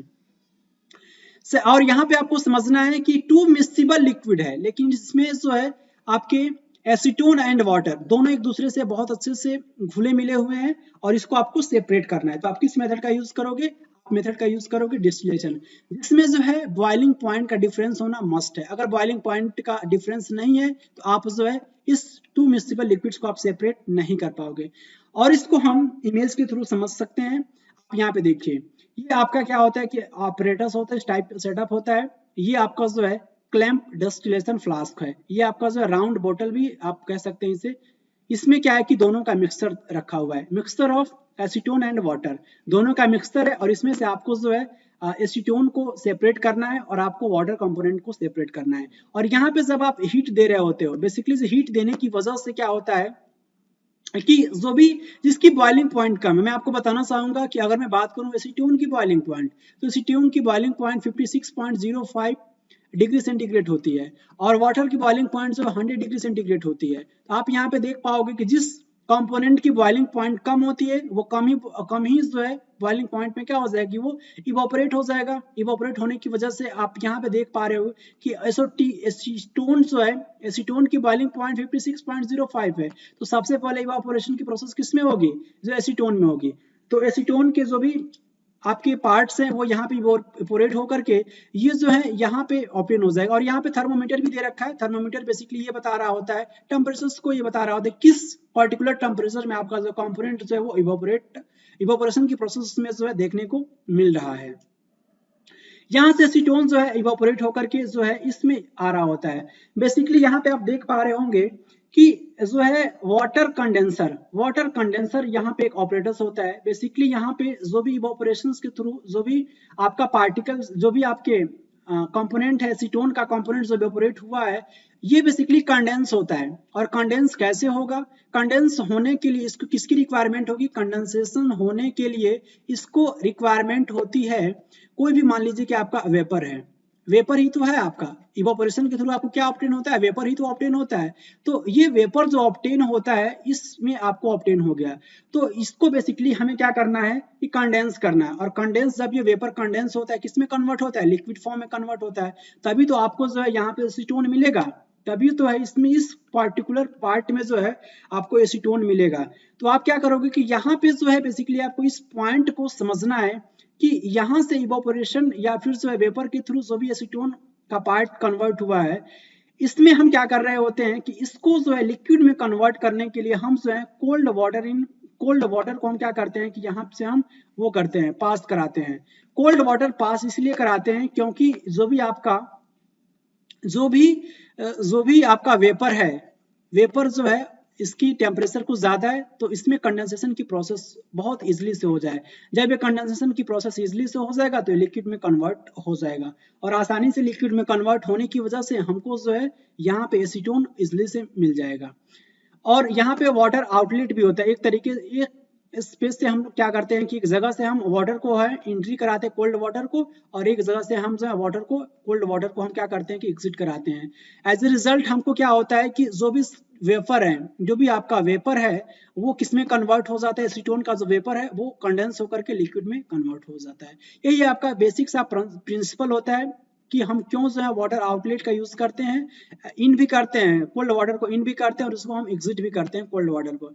इसके लिए बेसिक सा फंडा यही है कि जो भी आपकी कंडेंसेशन की प्रोसेस जो होती है, वेपर जो भी वेपर है आपके एसीटोन की, उसकी कंडेंसेशन की प्रोसेस इजीली हो सके। और इस इंस्ट्रूमेंट में आपको जो है एसीटोन मिल जाएगा क्योंकि इसकी बॉइलिंग पॉइंट कम थी। और इस राउंड बॉटल में आपको क्या ऑब्टेन हो जाएगा, इस राउंड बॉटल में आपको जो है ऑब्टेन हो जाएगा, इस राउंड बॉटल में आपको जो है ऑब्टेन हो जाएगा वाटर H2O। आई होप आपको ये डिस्टिलेशन प्रोसेस समझ में आया होगा। देन हम लोग मूव करते हैं फ्रैक्शनल डिस्टिलेशन। तो fractional distillation first of all आपको यही याद रखना है कि फ्रैक्शनल डिस्टिलेशन आप जो है इस टेक्निक का यूज कहाँ करोगे, इस टेक्निक का यूज जो है टू इमिसिबल लिक्विड के लिए तो यूज करोगे, लेकिन उस लिक्विड के लिए यूज करोगे, सपोज कीजिए कि आपका जो है दो लिक्विड है और इन दोनों लिक्विड के बॉइलिंग पॉइंट में डिफरेंस कितना है, 25 केल्विन से कम है। इस पॉइंट को आपको बहुत इजीली समझना है कि जब दो लिक्विड के बॉइलिंग पॉइंट में 25 केल्विन से अगर कम डिफरेंस देखने को मिल रहा है इसके बॉइलिंग पॉइंट में, तो वहां पे हम यूज करते हैं फ्रैक्शनल डिस्टिलेशन टेक्निक।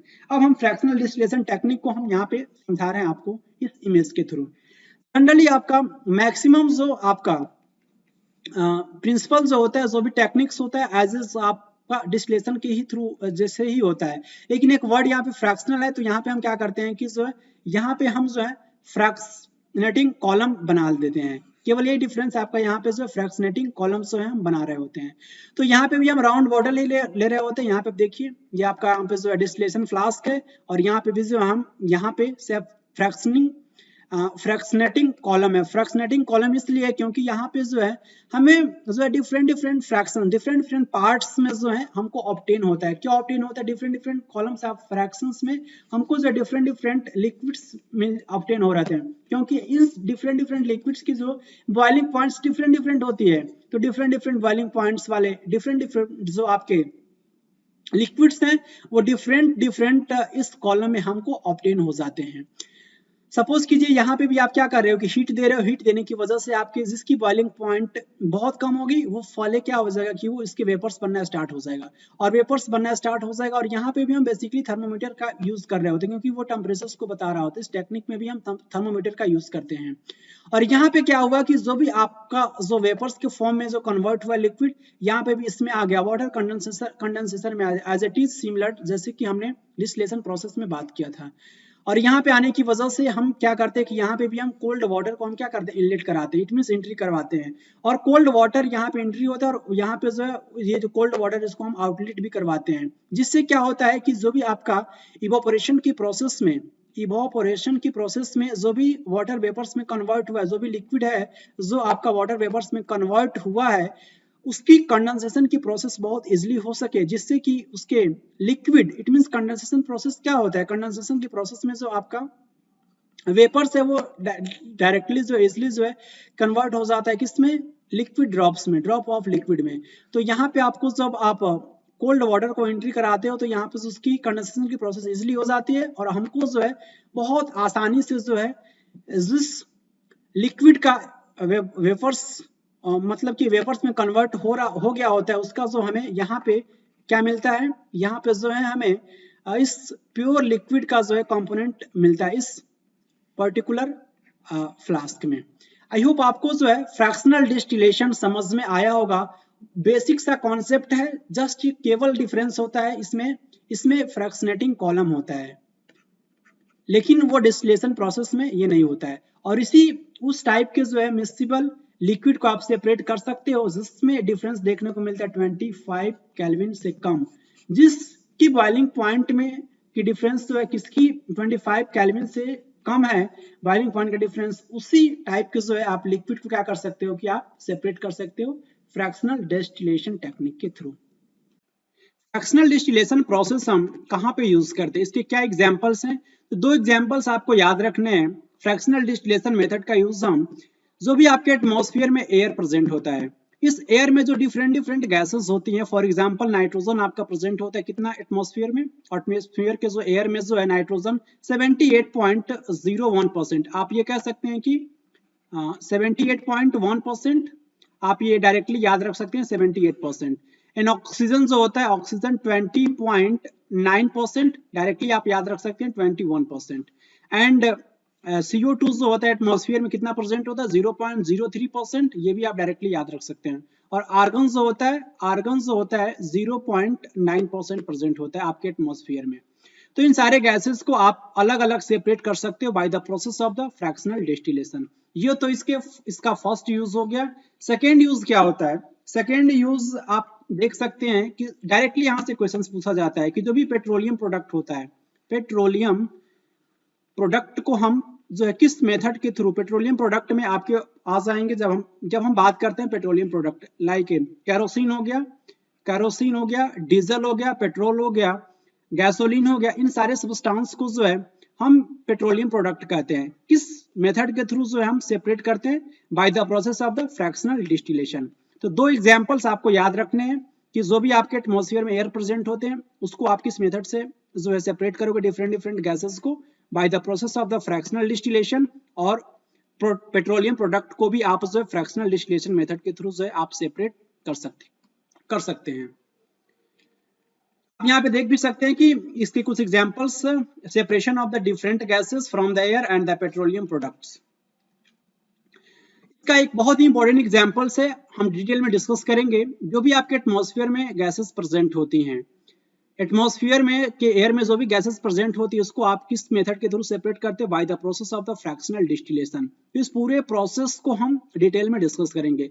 आपको देखने में ये जो प्रोसेस है थोड़ा सा कॉम्प्लिकेटेड लग रहा है, लेकिन उतना ये कॉम्प्लिकेटेड है नहीं जितना ये देखने में लग रहा है।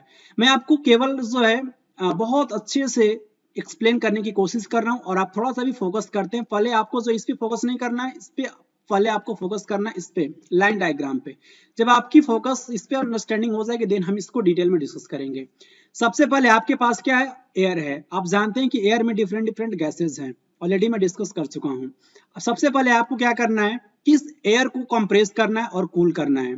कैसे आप करोगे, इंक्रीजिंग प्रेशर, प्रेशर को इंक्रीज करोगे और टेम्परेचर को डिक्रीज करोगे। उसके बाद से ये जो आपका एयर जो किसमें कन्वर्ट हो जाएगा, लिक्विड एयर में कन्वर्ट हो जाएगा। जब ये आपका एयर जो है by the process of compress and cool, pressure को इंक्रीज किया आपने और टेम्परेचर को डिक्रीज किया, ये आपका एयर जो है लिक्विड एयर में कन्वर्ट हो गया। देन ये लिक्विड एयर जो है इसको हम क्या करते हैं कि फ्रैक्शनल डिस्टिलेशन कॉलम इसको हम ट्रांसफर कर देते हैं। आप यहाँ पे देख सकते हैं कि ये जो है आपका फ्रैक्शनल डिस्टिलेशन कॉलम है और ये फ्रैक्शनल डिस्टिलेशन कॉलम में हम इसलिए ट्रांसफर कर देते हैं जहां से हमके डिफरेंट डिफरेंट ये जो कॉलम होते हैं फ्रैक्शनल डिस्टिलेशन कॉलम में, वो जिसके डिफरेंट डिफरेंट बॉइलिंग पॉइंट्स होते हैं। क्योंकि आप यहाँ पे देख सकते हैं कि आपके एटमॉस्फेयर में जो भी गैसेज है लाइक ऑक्सीजन हो गया, आर्गन हो गया, नाइट्रोजन हो गया, तो सबके बॉइलिंग पॉइंट्स जो है अलग अलग हो, आप यहाँ पे देख सकते हैं।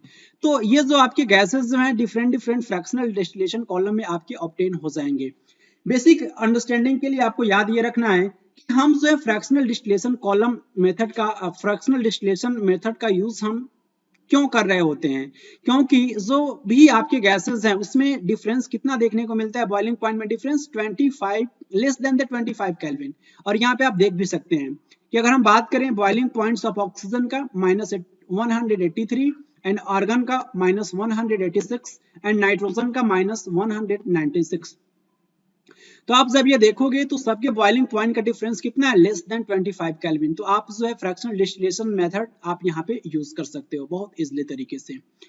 उसके बाद से जो है आपको इस पॉइंट पे फोकस करना है कि ये जो अगर मैं आपसे पूछूं कि किसका बॉइलिंग पॉइंट सबसे कम है, जिसका बॉइलिंग पॉइंट सबसे कम है वो फ्रैक्शनल डिस्टिलेशन मेथड में जो है फ्रैक्शनल डिस्टिलेशन कॉलम में जो है आपको सबसे ऊपर ऑब्टेन होगा।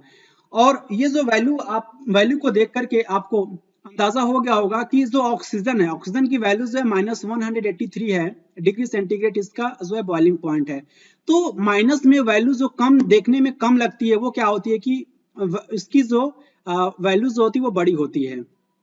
तो यहाँ पे जो ऑक्सीजन का जो बॉइलिंग पॉइंट है वो विद रिस्पेक्ट टू जो आर्गन एंड नाइट्रोजन से अधिक है। और आर्गन का कितना है, आर्गन का जो है बॉइलिंग पॉइंट -186 है, जो आपके ऑक्सीजन से क्या है कि लेस है, लेकिन नाइट्रोजन से आपका क्या है कि अधिक है। उसके बाद सबसे जो आपका कम है वो किसका है, नाइट्रोजन का बॉइलिंग पॉइंट है -196 डिग्री सेंटीग्रेड। तो आप यहाँ पे देख सकते हैं कि नाइट्रोजन आपको जो है फ्रैक्शनल डिस्टिलेशन कॉलम में सबसे ऊपर की तरफ ऑब्टेन होगा।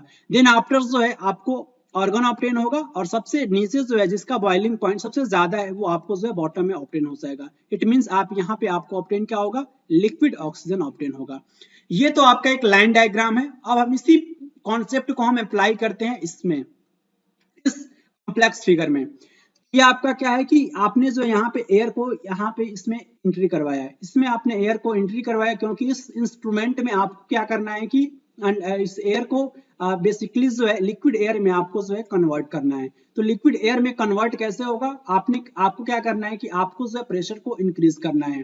प्रेशर को इंक्रीज करेंगे और टेम्परेचर को जब आप डिक्रीज करेंगे तो ये आपका जो भी आपका एयर जो है वो पहले तो आपका हॉट एयर कहलाएगा, फिर उसके बाद से जो है ये जो हॉट एयर जो है ये किस में कन्वर्ट हो जाएगा, ये आपका जो है इस कॉलम में ट्रांसफर हो जाएगा, इस कॉलम में ट्रांसफर हो जाएगा। और ये आपका हॉट एयर है, ये आपका हॉट एयर है और ये किस में कन्वर्ट हो जाएगा, बेसिकली ये लिक्विड में कन्वर्ट हो गया, लेकिन ये हॉट है।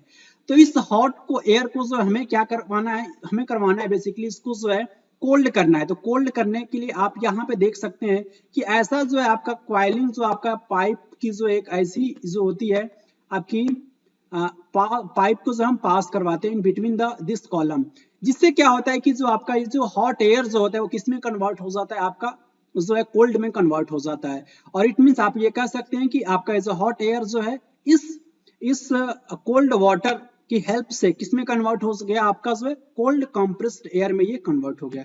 आई होप आपको यहाँ तक समझ में आ गया होगा कि कैसे आपने जो है ये जो एटमॉस्फेयर के एयर को जो है हॉट एयर से किस में कन्वर्ट कर लिया, कोल्ड कंप्रेस्ड एयर में कन्वर्ट कर लिया। उसके बाद से जो है आप जो ये किस में ट्रांसफर हो जाएगा, कोल्ड कंप्रेस्ड एयर जो है आपका सेपरेटर में ट्रांसफर हो जाएगा।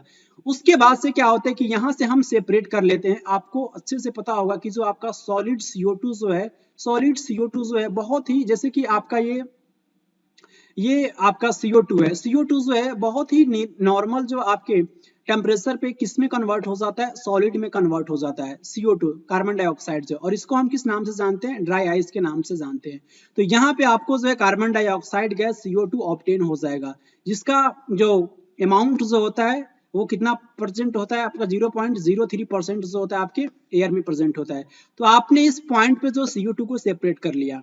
उसके बाद से आपको नेक्स्ट थ्री जो आपके गैसेज है like oxygen, argon and nitrogen को आपको सेपरेट करना है। उसके बाद से आप क्या करोगे, आपके पास जो एक्सपेंशन जेट होगा, और ये एक्सपेंशन जेट एक इंस्ट्रूमेंट होता है, वो क्या करता है कि इस लिक्विड एयर को जो है यहाँ पे आपको ट्रांसफर कर रहा होता है। इट मींस जो है एक्सपेंशन जेट एक इंस्ट्रूमेंट होता है, और इसकी हेल्प से जो है बेसिकली ये लिक्विड एयर में क्या होता है कि ये कन्वर्ट करने में हेल्प करता है। उसके बाद से क्या होता है कि ये फ्रैक्शनल डिस्टिलेशन कॉलम में क्या होता है कि ट्रांसफर हो जाता है, और फ्रैक्शनल डिस्टिलेशन कॉलम में आपको जो है बॉइलिंग पॉइंट के बेस पे, जिसका बॉइलिंग पॉइंट सबसे कम होगा वो इस फ्रैक्शनल डिस्टिलेशन कॉलम में आपको सबसे ऊपर की तरफ नजर आएगा।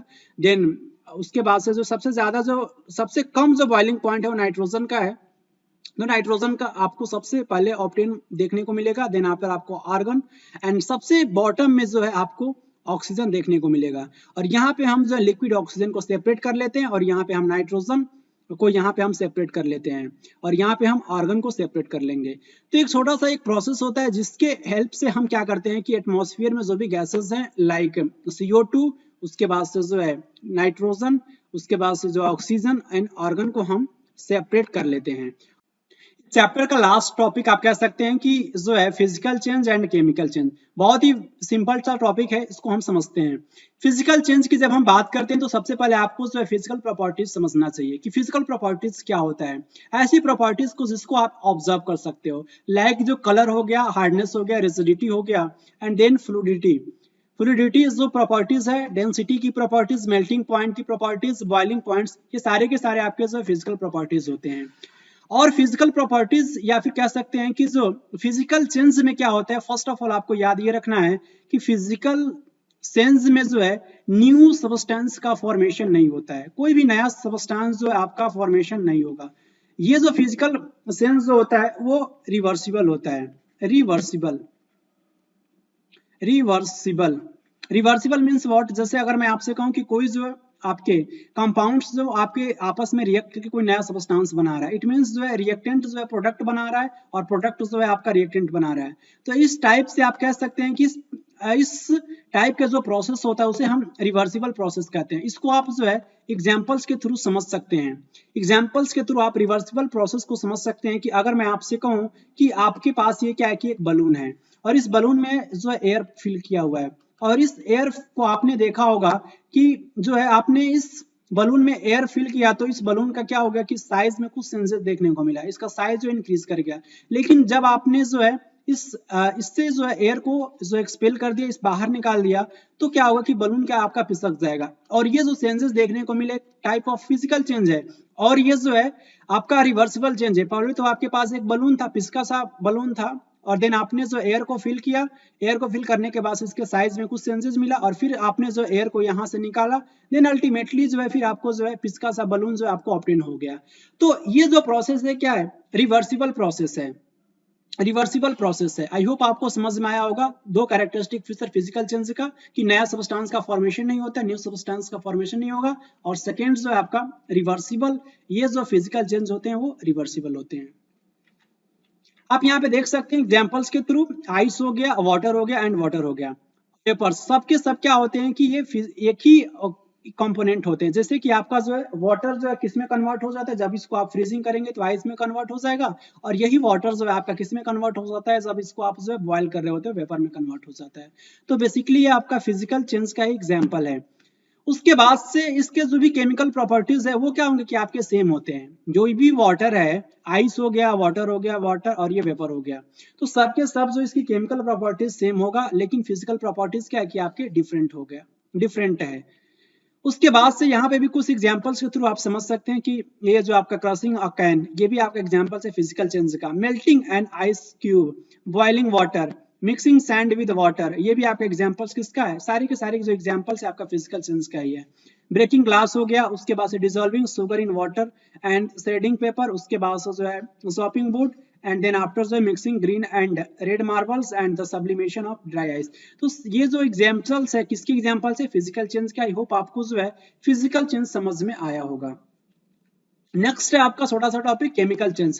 केमिकल चेंज जस्ट अपोजिट होता है फिजिकल चेंज का। तो केमिकल चेंज में क्या होगा कि न्यू सब्सटेंस का जो है आपका फॉर्मेशन होगा, न्यू सब्सटेंस का फॉर्मेशन होगा, और ये जो प्रोसेस होता है इरिवर्सिबल होता है। Irreversible, irreversible means what? ये आपका कोई कंपाउंड, ये आपका कोई जो एलिमेंट है या फिर कह सकते हैं कि कोई कंपाउंड है, वो क्या करता है कि दूसरे कंपाउंड से रिएक्ट करके एक नए सब्सटेंस का फॉर्मेशन कर रहा होता है। तो नया सब्सटेंस का फॉर्मेशन होता है और ये जो प्रोसेस होता है इरिवर्सिबल। अगर मैं आपसे कहूं कि आपको जो है मिल्क से क्या बनाना है, मिल्क से आपको जो है कर्ड बनाना है, तो क्या आप जो है कर्ड से मिल्क बना पाओगे? नहीं बना पाओगे। तो यही जो प्रोसेस है वो आपका इरिवर्सिबल में काउंट होता है। तो मिल्क से कर्ड तो बना सकते हो, लेकिन कर्ड से आप मिल्क नहीं बनाओगे। तो आप ये कह सकते हो कि जो केमिकल जो सेंस होता है वो कैसा होता है? इरिवर्सिबल होता है। और ये एग्जांपल किसका है? Conversion of milk to curd, an example of the chemical sense. यहाँ पे कुछ एग्जांपल्स है आपके जो बर्निंग, सबसे इंपॉर्टेंट एग्जांपल्स आपके एग्जाम्स में पूछा जाता है। बर्निंग, बर्निंग क्या होता है कि आपका केमिकल सेंस होता है। आपसे पूछ लिया जाएगा, ऐसे डायरेक्टली नहीं पूछा जाएगा कि बर्निंग क्या है, आपसे पूछ लिया जाएगा कि जो आप बर्निंग ऑफ जो है पेपर्स को आप जला रहे हो, कागज का जलना जो है कौन सी प्रोसेस होता है, कौन सा चेंज है, फिजिकल चेंज या फिर केमिकल चेंज। जहां कहीं भी बर्निंग टर्म लगा हुआ है तो आप ये समझ जाएंगे कि वो केमिकल चेंज की बात कर रहा है। उसके बाद से जो बर्निंग ऑफ कैंडल जो होता है, ये इंपॉर्टेंट लाइन है। Burning of candle both physical change as well as the chemical change takes place. क्यों ये फिजिकल चेंज भी और क्यों ये केमिकल चेंज है बर्निंग ऑफ कैंडल?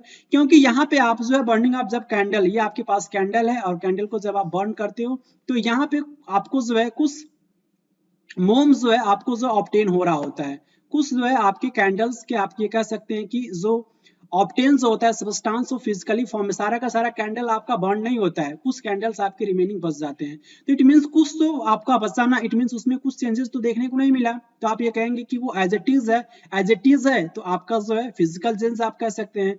और केमिकल चेंज क्यों कहते हैं बर्निंग ऑफ कैंडल को? क्योंकि यहाँ पे जो है न्यू सब्सटेंस का फॉर्मेशन हो रहा होता है। आपके जो भी बर्निंग ऑफ कैंडल जो होता है इसमें बर्निंग की प्रोसेस देखने को भी मिलती है। तो इस बेस पे आप ये कह सकते हैं कि जो बर्निंग ऑफ कैंडल जो है वो एक टाइप का जो है मिक्सचर है किसका? Physical change as well as chemical change. और ये एक्सेप्शन है, एक्सेप्शन आपके एग्जाम्स में क्वेश्चन पूछा जा सकता है स्टेटमेंट में कि during the burning of the candle both physical और chemical change, this statement is correct और इनकरेक्ट। तो आपको आंसर मार्क करना है क्या? ये जो स्टेटमेंट है वो आपका करेक्ट है। कुछ एग्जांपल्स आप देख सकते हैं कि आपका केमिकल सेंस में आयरन रस्टिंग, इंपॉर्टेंट एग्जांपल्स है ये रस्टिंग ऑफ आयरन। आप ये क्या मुझे इस क्वेश्चन का आंसर कमेंट बॉक्स में देंगे कि जो आपका रस्टिंग जो होता है आयरन में जब रस्ट लगता है तो इसका वेट इंक्रीज होता है या फिर डिक्रीज होता है या फिर वैसे कांस्टेंट होता है? एग्जाम्स में आपका क्वेश्चन पूछा गया है। बर्निंग की कोई भी प्रोसेस हो आपका केमिकल सेंस ही होगा। कुकिंग एन एग, ये भी आपका केमिकल सेंस है। बेकिंग अ केक, उसके बाद से इलेक्ट्रोप्लेटिंग, बनाना रोटनिंग, और vinegar plus baking soda. Vinegar basically क्या होता है? आपका एसिटिक एसिड को हम विनेगर कह रहे होते हैं। और ये फायर वॉक्स, ये जो आपका जो भी फायर क्रैकर्स में जो भी हमें जो है साउंड देखने को मिलता है, बेसिकली फायर क्रैकर्स जब ये ब्लास्ट करते हैं तो ये आपका एग्जांपल्स किसका होता है? केमिकल सेंस का है होता है। तो एक बहुत ही सिंपल सा कॉन्सेप्ट था physical change and chemical change को लेकर के। आई होप आपको समझ में आया होगा। इसके बाद से आपका चैप्टर क्या होता है कि फिनिश होता है, is matter around us pure. और मैंने काफी डिटेल में इस चैप्टर के जो भी कॉन्सेप्ट थे, जहां जहां से क्वेश्चंस आप एग्जाम्स में पूछे जा सकते हैं, मैंने उसको डिटेल में डिस्कस किया है। आई होप ये पार्ट 1 और पार्ट 2 को अगर आप मिलाएंगे तो आपका ये वीडियो जो होगा, वीडियो की लेंथ जो हो जाएगी मोर देन 2 आवर्स हो जाएगी, मोर देन 2 आवर्स हो जाएगी। तो आप ये कह सकते हैं कि काफी डिटेल में जो भी ये पॉइंट्स है मैंने डिटेल में डिस्कस किया है, और आई होप आपको समझ में भी आया होगा। ठीक है, अब द लेसन में हम बेसिकली जो भी पॉइंट्स पार्ट 1 और पार्ट 2 में डिस्कस किए उसी को हम यहाँ पे रिकैप करेंगे। ये आपके 2 स्लाइड्स हैं, 2 स्लाइड्स में आपका क्या हो जाएगा कि आपका ये जो भी पॉइंट्स है वो रिकैप हो जाएगा। बेसिकली ये सारे पॉइंट्स ऑलरेडी मैं आपके साथ डिस्कस कर चुका हूं, केवल यहाँ पे मैं आपको एक ओवरव्यू दे रहा हूँ। लास्ट है आपका रिवीजन, आप ये रिवीजन कर सकते हैं कि मिक्सचर्स में क्या होते हैं कि more than one substance present होते हैं, जिसमें एलिमेंट और compounds mix in any proportion. Mixture में जो भी एलिमेंट्स और कंपाउंड्स होते हैं इसका फिक्स प्रोपोर्शंस नहीं होता है जब हम बात करते हैं मिक्सचर्स के केस में। और मिक्सचर्स को हम सेपरेट कर सकते हैं प्योर सब्सटेंस के फॉर्म में। Mixture can be separated into the pure substances. और आप ये कर सकते हो डिफरेंट एप्रोप्रिएट सेपरेशन टेक्निक के थ्रू आप क्या कर सकते हो कि जो प्योर सब्सटेंस को आप सेपरेट कर सकते हो। सॉल्यूशंस जो होते हैं जिसमें सॉल्यूट एंड सॉल्वेंट पाए जाते हैं वो होमोजेनस टाइप का भी होते हैं और आपके हेटेरोजेनस टाइप का भी होता है। तो होमोजेनस टाइप के जो भी जो सॉलिड पार्टिकल्स जो होते हैं यूनिफॉर्म उसका डिस्ट्रीब्यूशन होता है, लेकिन जो आपके हेट्रोजीनियस में जो आपके सॉलिड पार्टिकल्स होते हैं उसका जो है यूनिफॉर्म डिस्ट्रीब्यूशन नहीं होता है। और कोई भी सॉल्यूशन हो जिसमें दो बेसिक मेजर कंपोनेंट होते हैं, एक सॉल्वेंट होता है और एक आपका जो है सॉल्यूट होता है। सॉल्यूट जो होता है आपका जो है माइनर कंपोनेंट होता है, इट मींस इसकी क्वांटिटी जो होता है किसी भी सॉल्यूशंस में कम होती है और सॉल्वेंट की क्वांटिटी जो है आपकी किसी भी सॉल्यूशंस में ज्यादा होती है। कंसंट्रेशन ऑफ ए सॉल्यूशंस को आप जो क्या कर सकते हो कि जो डिफरेंट टर्म्स में आपको जो है आप रिप्रेजेंट कर सकते हो कंसंट्रेशन ऑफ द सॉल्यूशंस। और बेसिकली इसके दो टर्म्स भी होते हैं, एक डाइल्यूट होता है और एक आपका जो कंसंट्रेटेड सॉल्यूशंस होता है। तो जिसमें जिस सॉल्यूशन में आपका जो है सॉल्यूट पार्टिकल्स की जो क्वांटिटी जो होती है आपकी कम होती है, तो आपका इस टाइप का जो सॉल्यूशन होगा उसे हम बोलते हैं डाइल्यूट सॉल्यूशन। और जिसमें सॉल्यूट पार्टिकल्स की क्वांटिटीज जो होती है वो कुछ ज्यादा होती है, तो उस टाइप के सॉल्यूशंस को हम बोलते हैं कंसंट्रेटेड सॉल्यूशन। तो सारे पॉइंट्स ऑलरेडी मैं डिटेल में डिस्कस कर चुका हूं, केवल मैं यहाँ पे रिकैप करवा रहा हूँ। और यहाँ पे सस्पेंशंस को देख सकते हैं। सस्पेंशन जो एक प्रकार का हेट्रोजीनस मिक्सचर होता है, इसमें केवल जो है आपके पार्टिकल जो होते हैं सॉलिड पार्टिकल्स वो केवल डिसॉल्व नहीं होते, केवल वो स्प्रेड होते हैं, फैले होते हैं किसमें, आपकी सॉल्वेंट वाले पार्ट में। और ये सस्पेंशन हेट्रोजीनस मिक्सचर होता है, कोलॉइडल सॉल्यूशन भी आपका हेट्रोजीनस मिक्सचर होता है। दोनों ही पॉइंट आपको बहुत अच्छे से याद रखना है। Scattering of light it means Tyndall effect जो है आप देख सकते हो किसके केस में, कोलॉइडल सॉल्यूशंस के केस में आप देख सकते हो। और कोलॉइडल्स जो है इसका डिफरेंट यूज होता है आपके डेली लाइफ में। और सारे जो भी पॉइंट्स था कोलॉइडल से रिलेटेड मैंने आपके साथ डिटेल में डिस्कस किया है। यहाँ पे देख सकते हैं कि कोलॉइडल सॉल्यूशंस में आपका disperse phase and dispersion medium होता है। डिस्पर्स फेज क्या होता है, डिस्पर्स फेज को हम बेसिकली सॉल्यूट ही कह रहे होते हैं। सॉल्यूट जो होता है तो सॉल्यूशंस कोलॉइडल सॉल्यूशंस के केस में डिस्पर्स फेज के नाम से जानते हैं, डीपी के नाम से जानते हैं। डिस्पर्जन मीडियम को हम जो है कोलॉइडल सॉल्यूशंस के केस में जो है बेसिकली सॉल्वेंट को हम डीएम के या डिस्पर्जन मीडियम के नाम से जान रहे होते हैं in the case of the colloidal solution. Pure substance जो होते हैं एलिमेंट हो सकता है या फिर जो कंपाउंड हो सकता है, इसका क्लासिफिकेशन में मैं आपके साथ डिटेल में डिस्कस किया हूँ।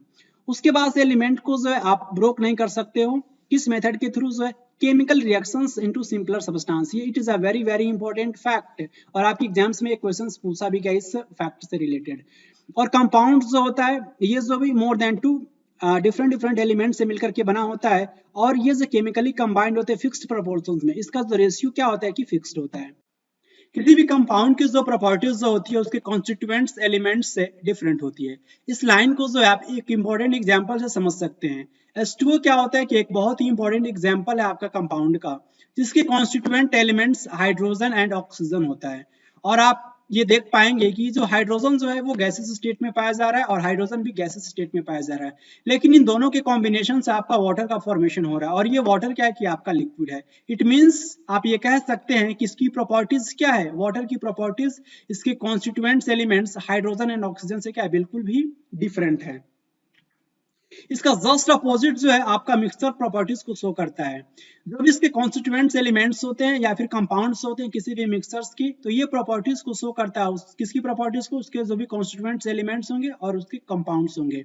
तो जस्ट ये आप कैरेक्टरिस्टिक फीचर्स याद रख सकते हैं जो डिफरेंशिएट क्रिएट करता है किसके किसके बीच में, कंपाउंड और मिक्सचर के बीच में। इसी के साथ आपका जो है chapter second class 9th NCERT आप कह सकते हैं, जो हम लोग डिफरेंट टीचिंग एग्जाम्स के लिए स्टडी कर रहे हैं, तो आपका ये चैप्टर फिनिश हो रहा है।